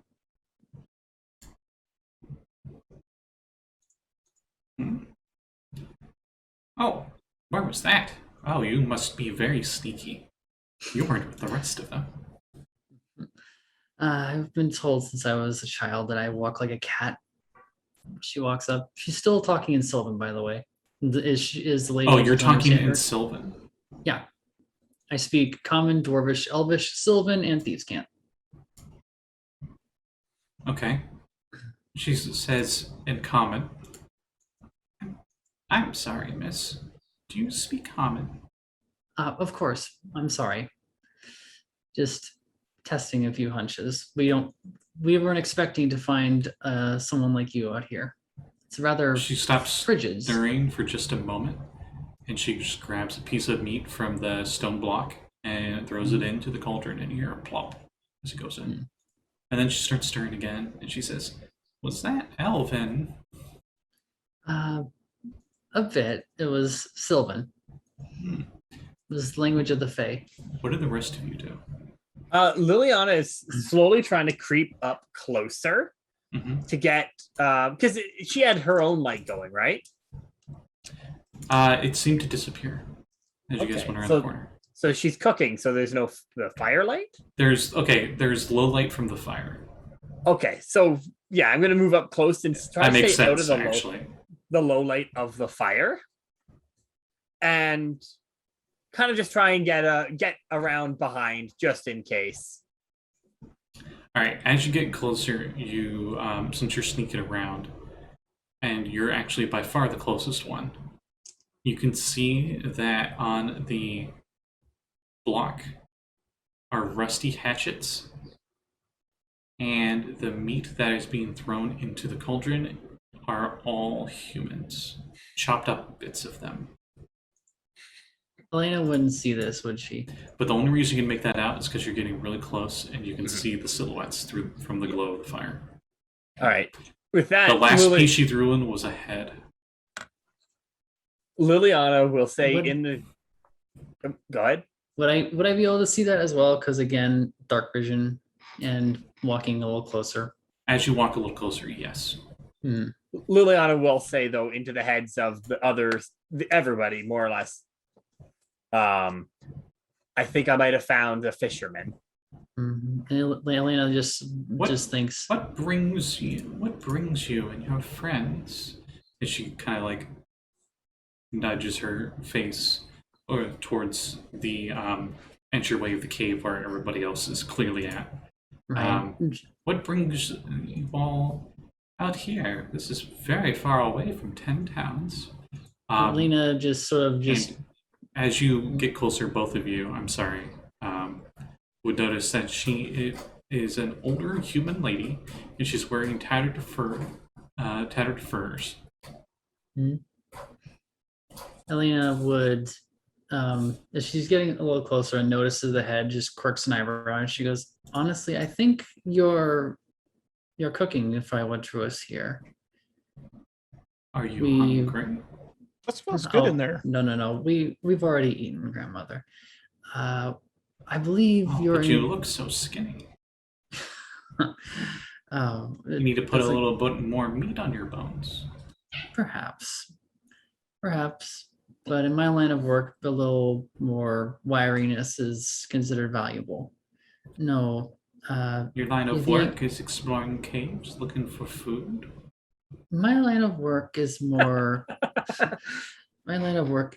And she does the trick with conjuring her blade and just spins it in her hand. She goes, a little more grisly, I'm sure you could understand, and points to the ingredients that she's throwing in.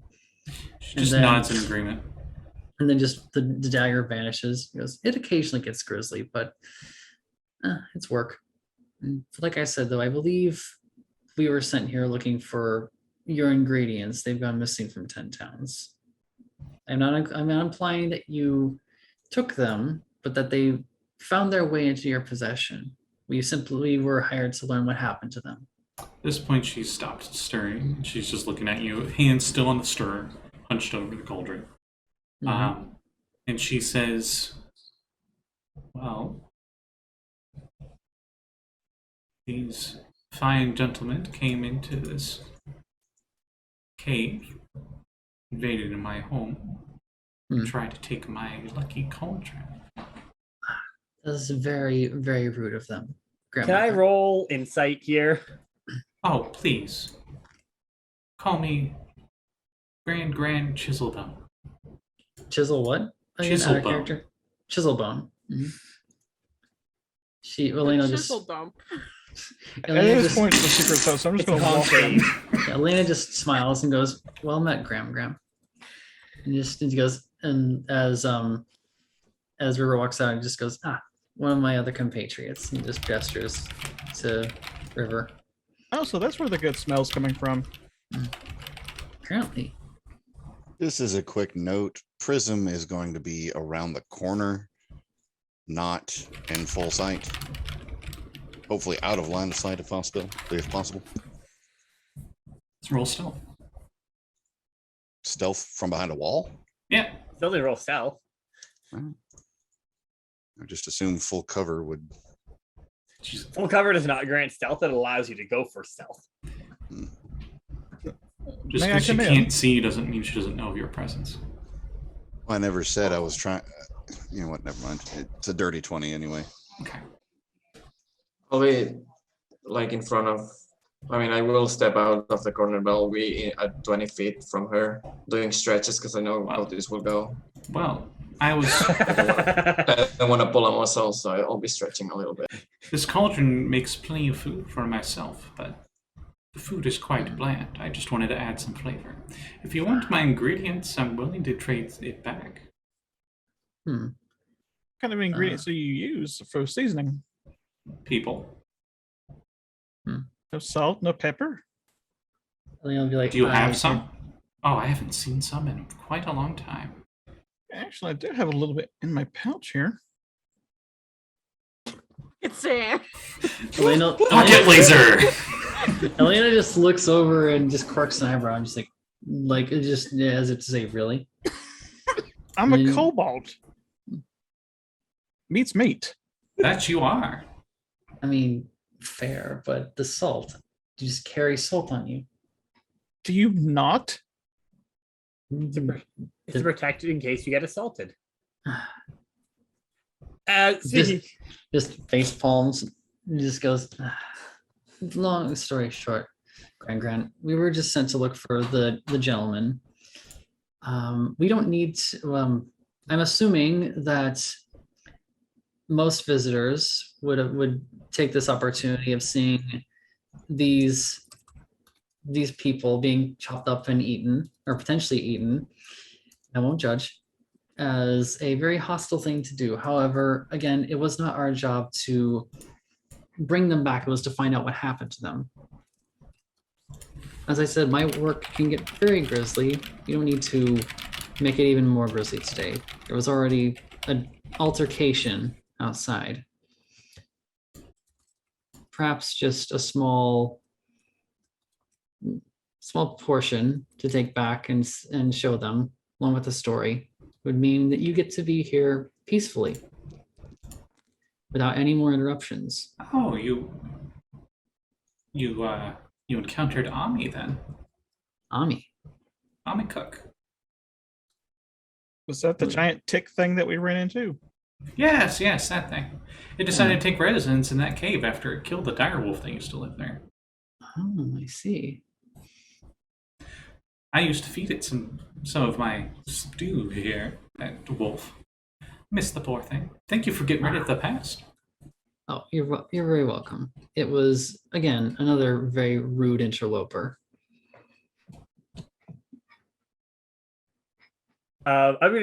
Speaking of a rude interloper here, Liliana's stabbing her from behind. Backstab! Alright, and as you backstab, we roll initiative. Oh boy, here we go. So technically the first round will be just Liliana. Apparently no soup for you. I mean, no soup for her either after I'm done with her. 11 for Elena. Okay, let me... 19 for me.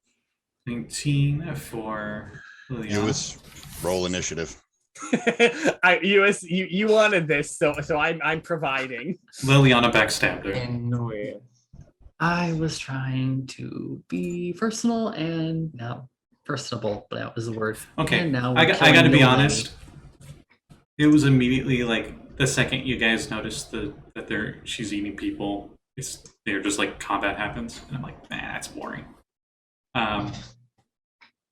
I did roll a really good insight, so I'm like, Liliana's gonna get as close as she can. You honestly, she got the vibe that Elena was trying to distract. So Again, kobolds or human folks is not that weird to eat. Speaking of not all kobolds eat humanoids. But Dr. River, what'd you get? 14. Okay, Uh-oh. Periwinkle got a 9. I hear an uh-oh from Prism, so I assume Prism also got a 19 or 14. Prism also got a 14. Plus 3.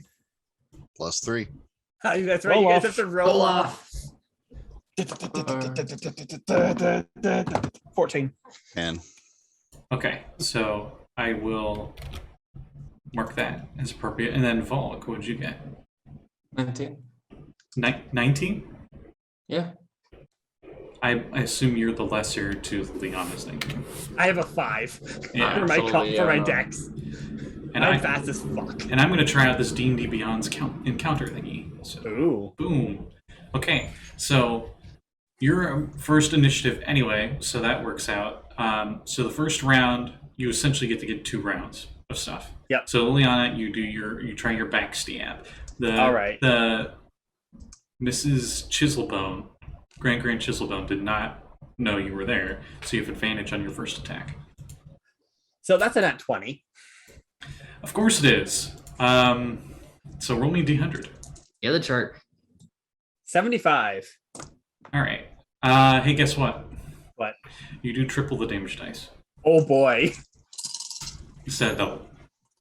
Should we even bother preparing to fight at this point? Maybe. I put my axe back in my bag. Just sad sheathing noises. I'm seasoning the soup right now.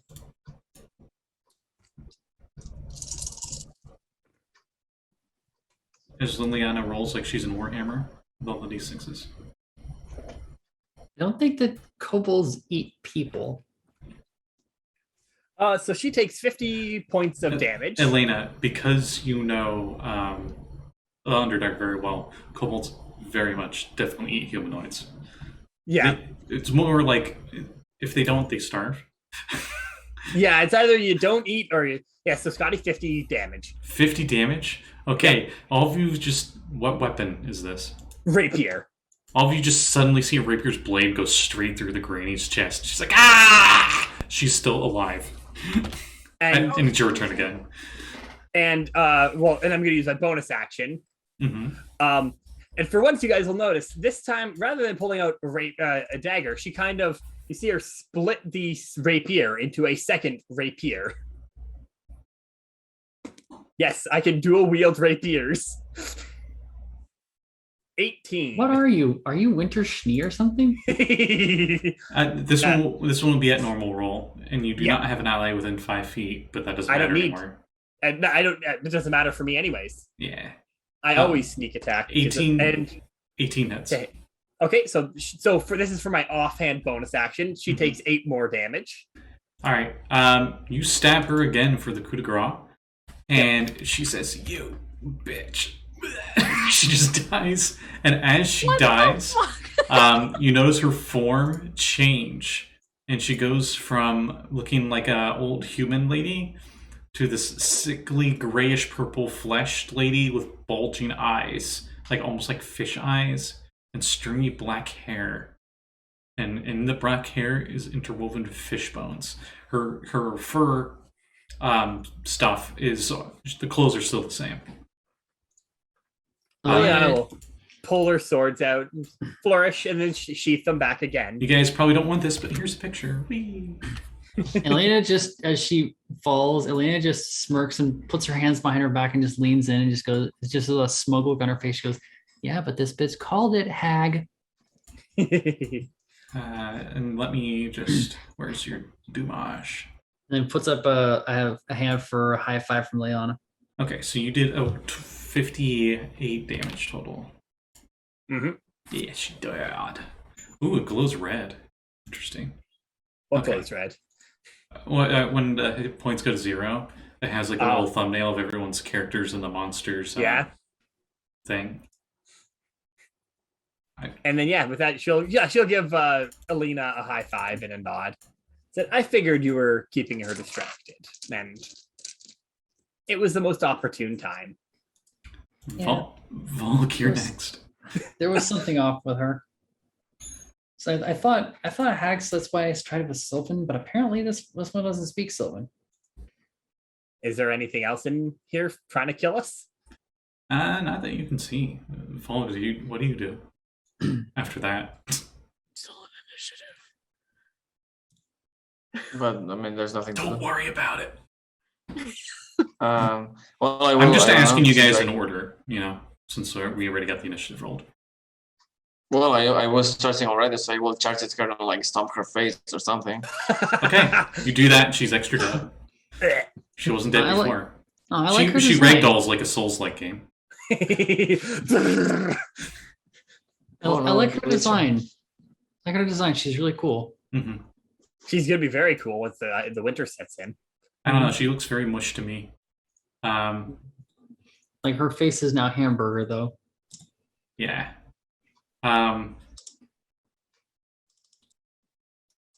And as you come over and you just start stomping her dead body to death, right next to you, Valgg, appears a light, and just boom, as it just appears right next to you.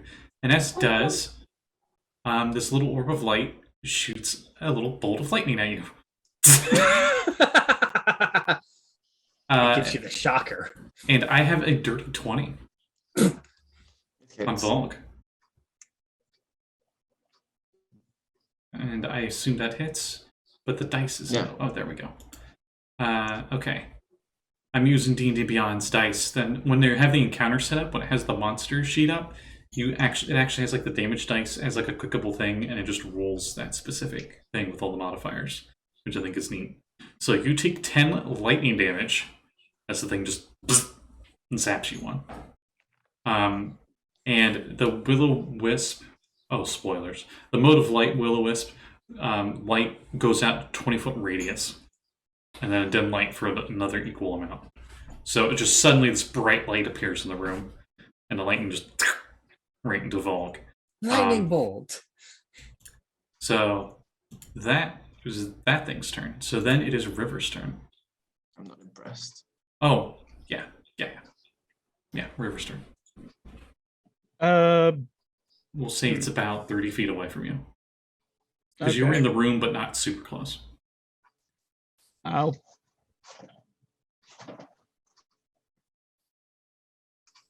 will fire use that pistol again. Okay. Just a dex roll. As you see the light, and you shoot the light with the light. Wait, it's a dex roll? Yeah, it's a ranged weapon. Oh. You're not proficient with it, so just dexterity modifier. Unless you want to chuck it, then it's strength. Wait. Let's see. Yeet. No. That's what I'd expect from. Well, Perry's pretty smart for a barbarian, but like a low intelligence barbarian with a laser pistol, I'd expect him to just yeet it at an enemy. 21. 21 actually does hit, yeah. This thing's moving really fast, but you pull out your Twitch. It heckin' zooms. You pull out your Twitch FPS skills and you fire it. No, Quick I've scope. got a VAT system. You noticed it was only like a. Like, what's your bonus to hit? What's your dex modifier? +3. Yeah, it was like less than 50% chance of hitting. For sure. 14. 14 Dommage? Yes, 14 radiant. Okay. Okay, the light on it seems to flicker a bit as you shoot it with a laser. Pew. And that's your turn? Yes. Okay. Off in the other room, room U9 on your guys' map, you guys hear something crashing through the ice violently. And then it's Prism's turn. So because so much of the Souls and Bloodborne references have been made, I first want to look over my shoulder. Is there anything behind me? Just the ghosts of other players that have gone through this area already. Okay, that's fine. A few bloodstains. One of them's probably doing a rude gesture. You saw one Specifically, do a shit dodge- ton of bloodstains at the fog wall that you guys just went through, and then Liana just one-shot the boss.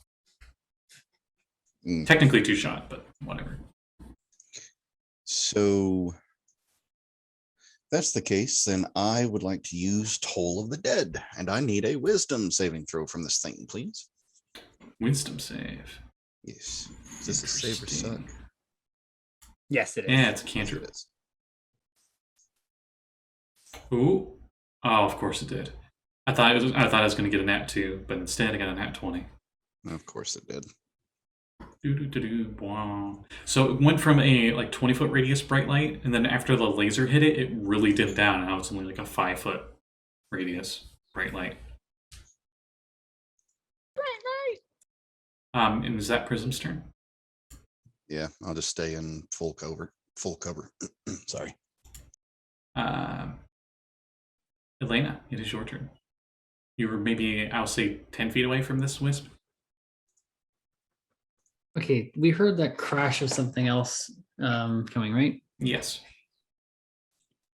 So are the rules that I can hold a bonus action, or is it just an action? You hold an action. It can be a bonus action, but that means you don't do any actions yet until the trigger goes off. Okay. It seems like they can handle the will-o-wisp thing. I'm going to. What direction did the crashing noise come from? Towards U9 on the map. You guys are in Okay. U10. All right, I'm going to. Liliana get to- is like at the tile just west of the cauldron on the map, and you're like a tile and a half north of the cauldron. All right, so I'm going to get to the bottom part of the map where the there's that little curve Yeah, so that will be 60 before it gets feet. to the stairs. You would have to use an action to dash. So you. Yeah. wouldn't be Bonus able to action. hold. You wouldn't be able to hold it. Okay, Rogue, you can bonus action dash for one because rogue. Yeah, but the thing that you were wanting to hold was a bonus action. Uh, all right. Well, I can hold my full action instead. I'll just I'll go along the wall, the top of the wall, the north part of the cave. Okay, you just get to the bottom of those stairs. Yeah, just hold my action to side shank something that comes through. Okay. And if it looks hostile, and that's turn. Okay. Periwinkle, it is your turn. I will say you're 40 feet away. You're probably one of the ones furthest back. Oh, cool. That's my movement. I'm gonna move that 40 feet. Barbarian speeds, go! So you move right up to that little mote of light. That's at Valgg. Oh wait. I'm 40 feet from the light. How far away am I from the sound? Much further away. Oh, okay. Way further away, like over 100 feet away. All right. Well, I guess I'll go for the light then. And I would like to rage. Okay. And we'll see. Question. Yes? Question? that is you saying question mark. Oh, because she said it like it was a question.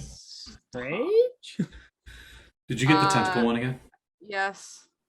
All right. And Roll a Constitution saving man, throw. we're really gonna start questioning Perry's taste and stuff. This is necrotic damage, right? Yep. 9. Yeah. Okay. You did it. Does the temporary hit points stack? Or from the last Replaces. No, it just replaces. Temporary always is, like, unless the new source has more temporary hit points than what you had, it just stays. Highest beats. Yeah. Highest beats, yeah. Okay. All right, come on, dice. All right, 7 necrotic damage. And then I'm going to hit it with a reckless attack.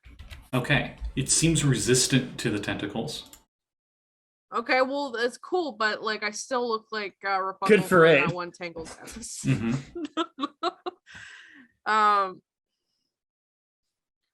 Reckless attack, so okay. Oh, I need new dice. I know I keep saying that, and I actually get paid now, so I can't buy new dice, but I really need new Get dice. paid mad buns. Yeah, not mad buns. You did not today. yet.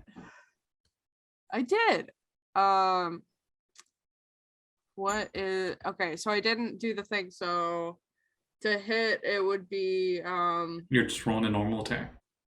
yes. It would be 14 to hit.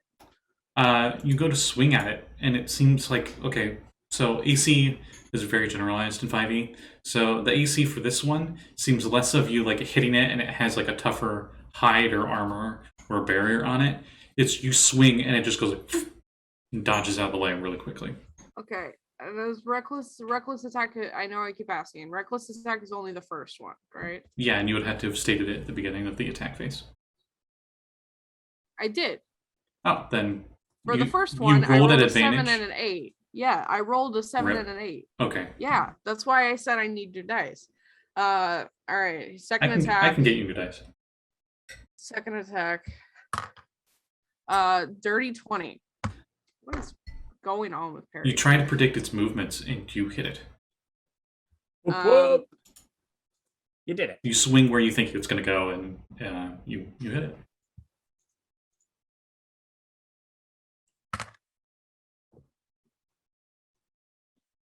How much? Shut up. How much damage? 4 minimum damage. Okay. Jesus. This thing is just like barely a little bit of light left from this orb. That's 1, guys.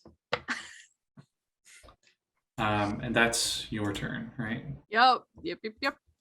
All right. Now it's the hag's turn, and we just pan over to like this bloody pile that's just blood pool. Just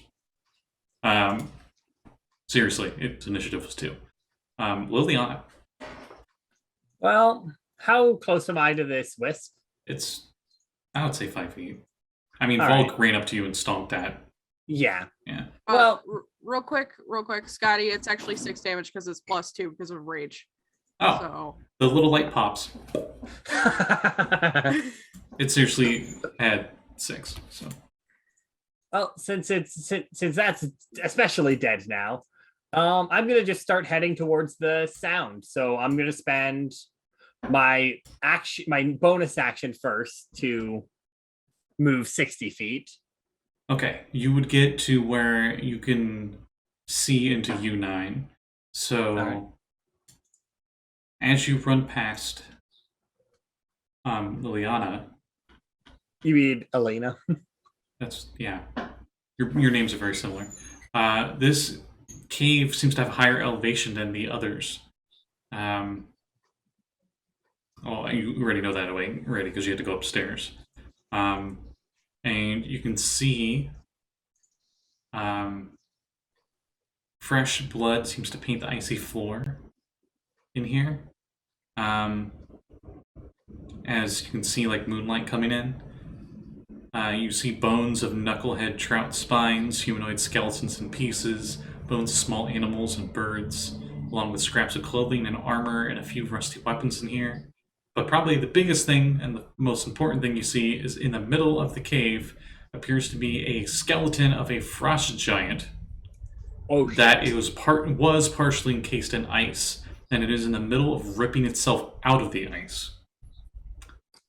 It has a great axe that it has pulled out of the ice, and it's actually in the middle of swinging it at the ice it's in to break itself out. Fuck that noise. I can get a picture for you all.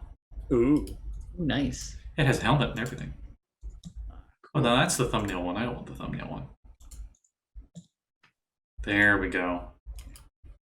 Okay.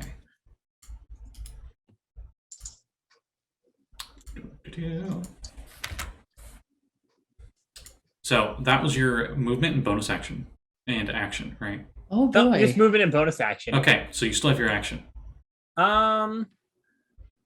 How close am I to it? Good question. Let's see. Because that actually is a big thing. 3, 4. I'd say 45 feet away.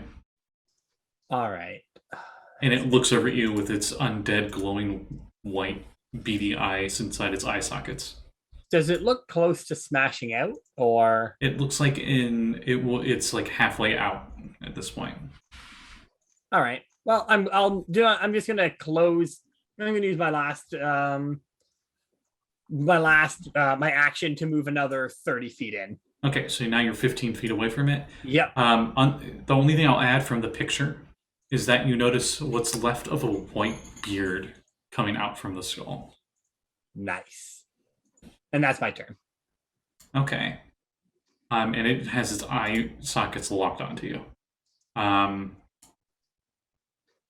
After you, it is Valgg's turn. Well, I'll start going there too. Oh. Would Liliana have relayed that to all of us? Yes, she 100% said giant skeleton reanimating. Oh, then yeah, we'll move and Get dash. over here. Get over here. Get over here. Okay, so what's your movement, Valgg? So 40. So 80. Okay, so if you dash, you will be right next to Liliana. Okay. And you also see this happening. Or you were, never mind, you're where Liliana was before they used their action to dash another 30 feet. So you're 30 feet behind Liliana, 45 feet away 45 from the giant skeleton. So I assume that's your turn because you would have to move and dash to do that. Yeah. Okay. After Valgg is the Will-O-Wisp's turn, and you just see like just the space where it was at because now it just doesn't exist. River, it's your turn. I'll follow behind into that chamber. Okay. With my knowing of undead, would I know how tough this thing is? Considering it's a giant that is a skeleton with a great axe, if they're anything like they were when they were alive, which they might have some of their proficiencies and maybe something extra, this is probably a big problem.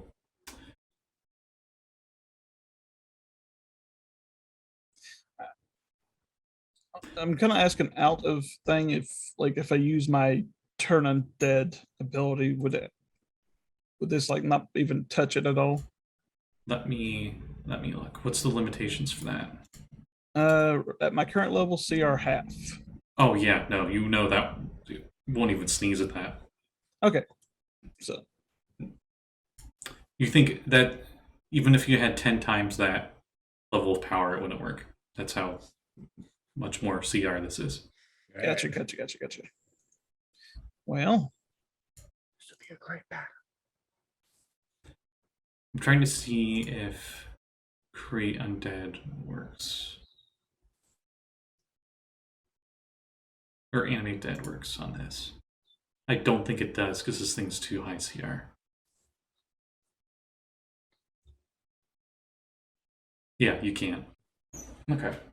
Also, it would take a full minute to cast anyway.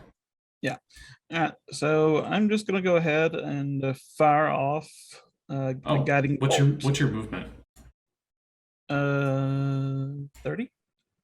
Okay, you're not even up the stairs yet in U10. So you just start heading that way. Do you use your action to dash? Do you move another 30? Sure. Okay.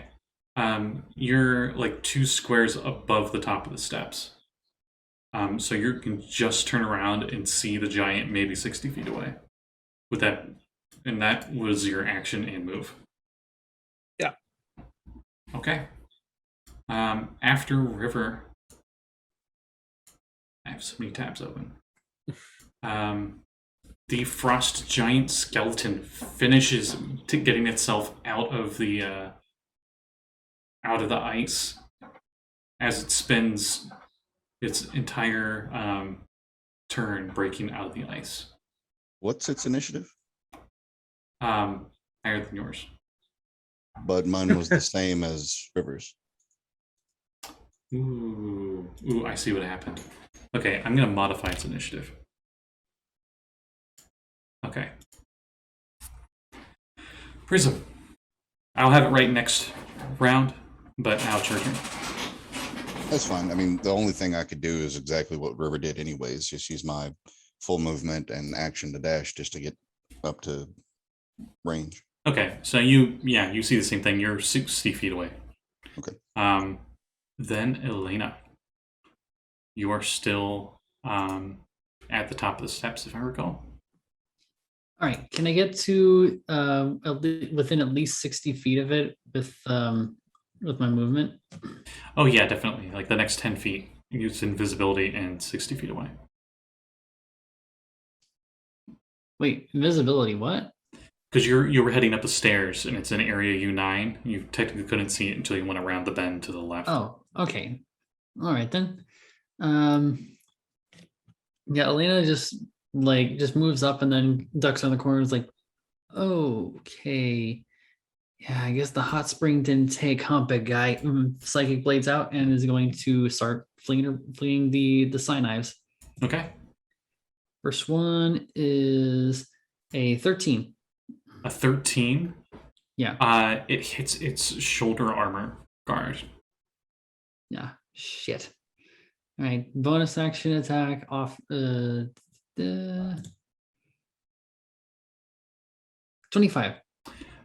The second one, though, you do hit it, and it curves upwards and down into like its collarbone area. We'll say. All right. I wouldn't proc sneak on this thing, would I? Oh, definitely not. All right. No. Okay. So that's just a total of 9 damage, psychic damage. 9 psychic. Okay. Yeah, It does my not side blades have always. immunity to psychic, so Yeah, okay. my side blades will always do psychic damage. It's interesting. Undead can take psychic damage. Oh yeah. But that's your turn. Okay. Yeah, I imagine psychic damage on undead is chipping away whatever spark of consciousness this is still there. They don't that, or just in general. This Mhm. is actually smarter than the average skeleton too. So Wow. I'm not saying it's smart, but Smarter than it's the average almost sparkly intelligence. Yeah. In any case, Periwinkle. Yeah, that's turn. Um, Hello. hello. Hello. Hello there. Hello. Hello. If you move 40 feet, you're like 5 feet up on those stairs, going on the south part of U10. Okay. That would be one move.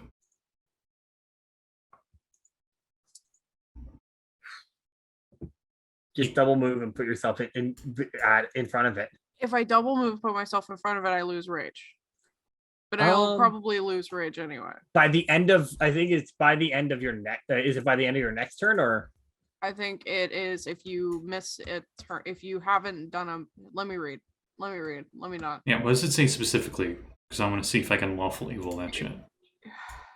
If your turn ends and you haven't attacked a hostile creature since your last turn or taken damage since then. I have a question. Do you have a throwing weapon? I have a javelin. She can't see it. If she gets in within 40 feet, she can't see it. No.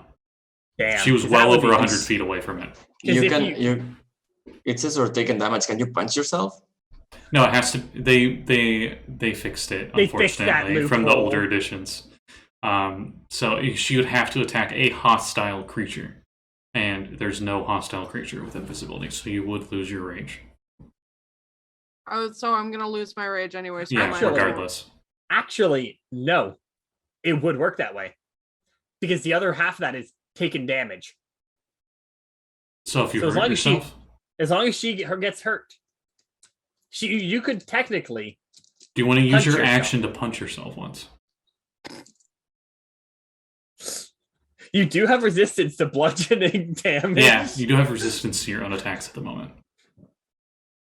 Yeah, I mean, I'll go. Okay, so what It happens? would be an unarmed strike. So whatever your unarmed strike is, and then half of that damage. But you'd have to hit yourself, which is really weird. So you have to roll to hit yourself. Did you just nat 20 punch yourself in the jaw? No, That I would was be like- even thinking- funny. Okay. It's just like slapping yourself to focus. Like it makes sense. Okay, Yeah. I go for the 40 feet and then I go. Would you roll to hit? All right. Do you recklessly attack yourself? Yes. I Did I jokingly. use a great weapon? No, I don't. I was about to say, do you go -5? Great weapon! You can't with the unarmed, unfortunately. But anyway, continue. Did it? You have advantage on hitting yourself. Okay. I let It Perry. wasn't a 20. Did it beat your AC? That's the question. Yeah, it did. And I got it. Okay. So you got to tell me, how does Perry do this? Like, what is she doing to like injure herself to keep the rage going? Have you seen? I've been watching a lot of Germa clips, and there's one of him where he just like accidentally hits himself. I have to find the clip, but like, and he goes, "Oh!" So I think that's what happens with Perry. I was thinking, Yeah. like, when someone's really angry, like especially like a kid or a teen, like if they have like what is it? Like Yeah. Asperger's and stuff, and they'll just like hit themselves as hard as they can. Yeah, but I think it's more of like Perry's gonna put like her full force like holding on and then like let go and let it like hit her in the face. Okay, so I'm looking here. Your unarmed strike is normally 4 damage, so you Yes. take 2, which you're still at temp. So I mean, It's still a temporary hit points. that works out. Oh, I didn't roll for the last one. Hang on. Oh yeah. Yeah, you I'm need to still do at that. temporary hit points. Yeah, I still have 2 because I rolled a 4. Oh, okay. That's your turn, I guess, because it's a move into action. I assume you don't have a bonus action. Nothing's invisibility. So. Yeah, hang on, let me. Yeah. Okay. Yeah. No, that's all I do. Okay. I hit myself in the face. What will the party do? What will the Icy Adventurers do with this new threat? Will they actually be able to get up to it and fight the skeleton frost giant? Will Perry be able to get up to it and not have to keep hitting herself to continue her rage? We'll see on the next exciting episode of D&D. Hey. Because we already ran pretty late, and I'm like, no, this is going to take a while. So I'm going to save this for next time. If it's anything like what you just explained earlier with River trying to turn it, then yeah, we're gonna be in for a fight. Yeah. Also, because I have this encounter in D&D Beyond, I can save everyone's initiatives and health. Hey, so Sweet. That's awesome. Nice. I'm gonna also put it in my notes just to be safe. The only thing I need to put is just their hit points. So, we'll go to plugs. See what everyone's doing. And I think we'll go in reverse initiative. And we'll have Perry go first. So, Perry, Miss hits herself to keep the Rage Against the Machine going. What do you got going on?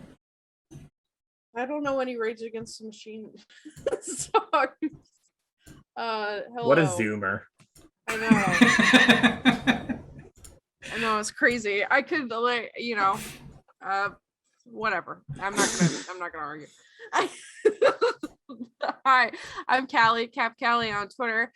If you follow me there, sometimes I post art, and soon I'll have time to do it, maybe. So follow me. My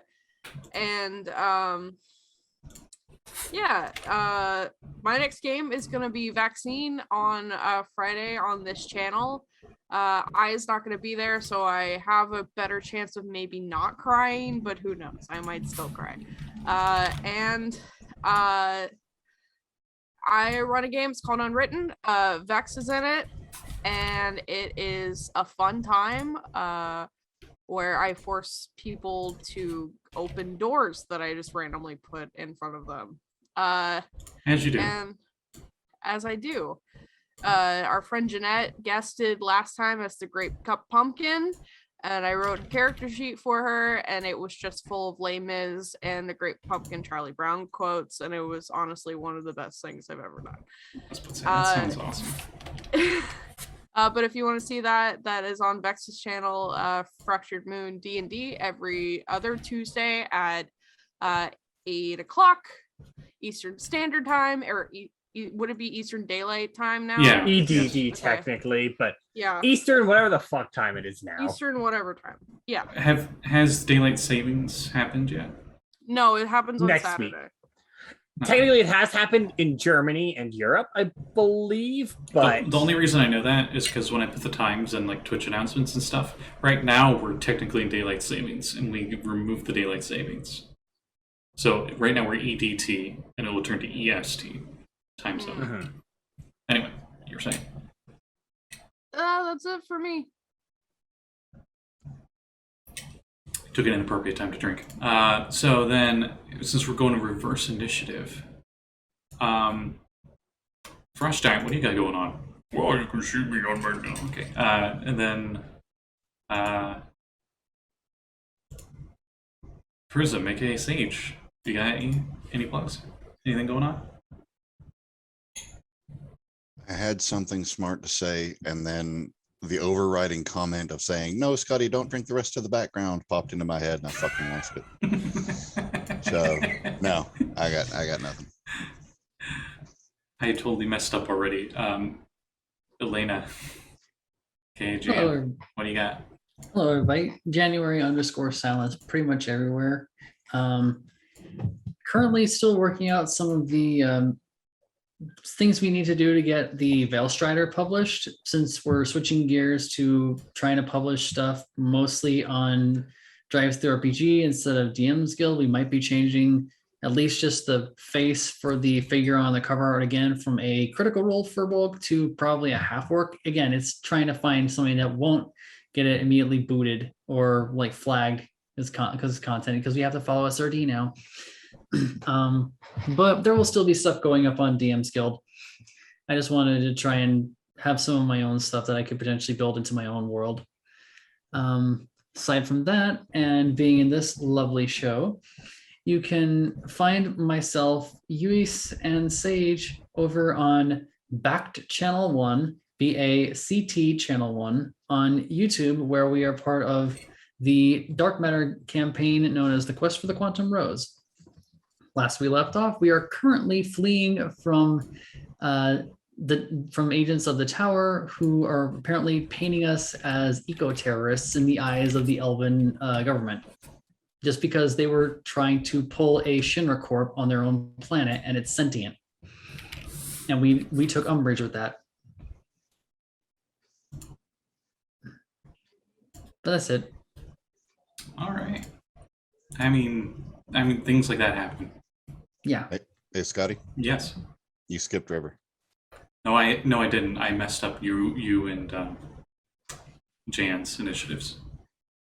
So it's actually River next. What do you got going on? I've got a jar of dirt, Sweet. but you'll never guess what's inside of it. I was about It's to me. ask. It's people.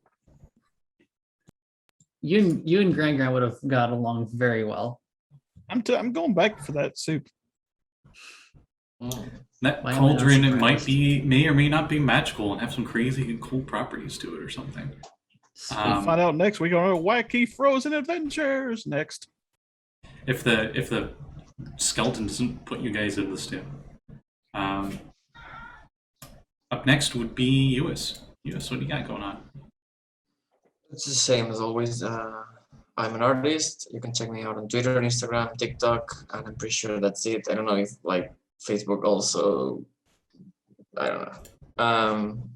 I post almost daily, and that's it. Check me out, follow me there, and if you're feeling like extra nice or you have like extra like pocket money you wanna throw at me, I'll gladly accept it and keep drawing like really thick goblins and really sexy snake boys. You know what? I think you need to draw on that. Thick. A sexy skeleton frost giant. The It's like, goblins- I'm Sexy skeletons stuck. are challenging. I'm stuck in the ice. Oh no. Oh no. My hips don't lie, you know. What are the- you doing, Oh no, Step step Skeleton? adventurer. I was gonna say that Jinx, I'm the gonna tap. goblin. I was gonna say that the goblin you drew here was recently was just the best, but then you had to do it, didn't you? With the "what are you doing, step adventurer" bullshit. Now that's Oh just, no, step adventurer. just I'm damn- stuck in the ice. Oh god. Step fighter. No, that's what you guys fought earlier. And last but not least, Liliana, aka Vex. What do you got going on? Well, like Callie said, on Tuesdays you can find me on my channel at Fraction Moon D&D with her game, and every other Thursday on the same week we have Saffron Academy. And then this weekend coming up at 12:30 p.m. is a double header of Starfall Academy, where the crew is going, we're all going to space. And my character's been temporarily depowered, so Uh-oh. she feels weird.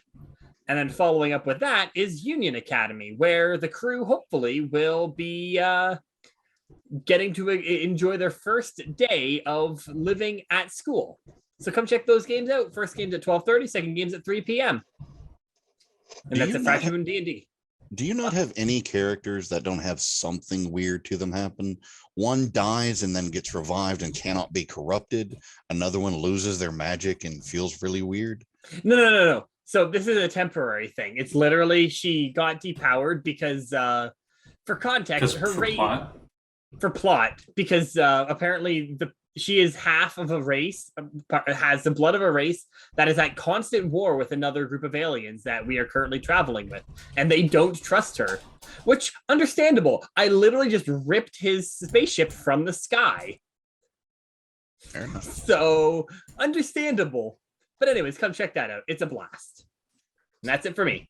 Sweet. And then I think I'll have my closing notes be a plug for my friend Maddie, who goes by @TimePatches on Twitter. I don't think I've stated it since like episode 1, but this overlay was made by her for this game, and she takes commissions for that. So if you like this style, she definitely does she likes to do a lot of like light, fluffy cloud like stuff, but she can do a lot of other things. Yeah. She did my overlay for Union Academy as well. Yeah. Which is a bit more harder edged because Yes. mechs. Yes. It's really good. Yeah, she's a good Maddie's artist, amazing. so you should definitely if you're running any Twitch games, whatnot, even if it's not for like ttrpgs, she knows how to make them. So I thought I'd plug her. And on that note, thank you everyone for watching, and stay warm, and we'll see you all next Wednesday. Bye-bye. Bye. Hi, everybody. Bye.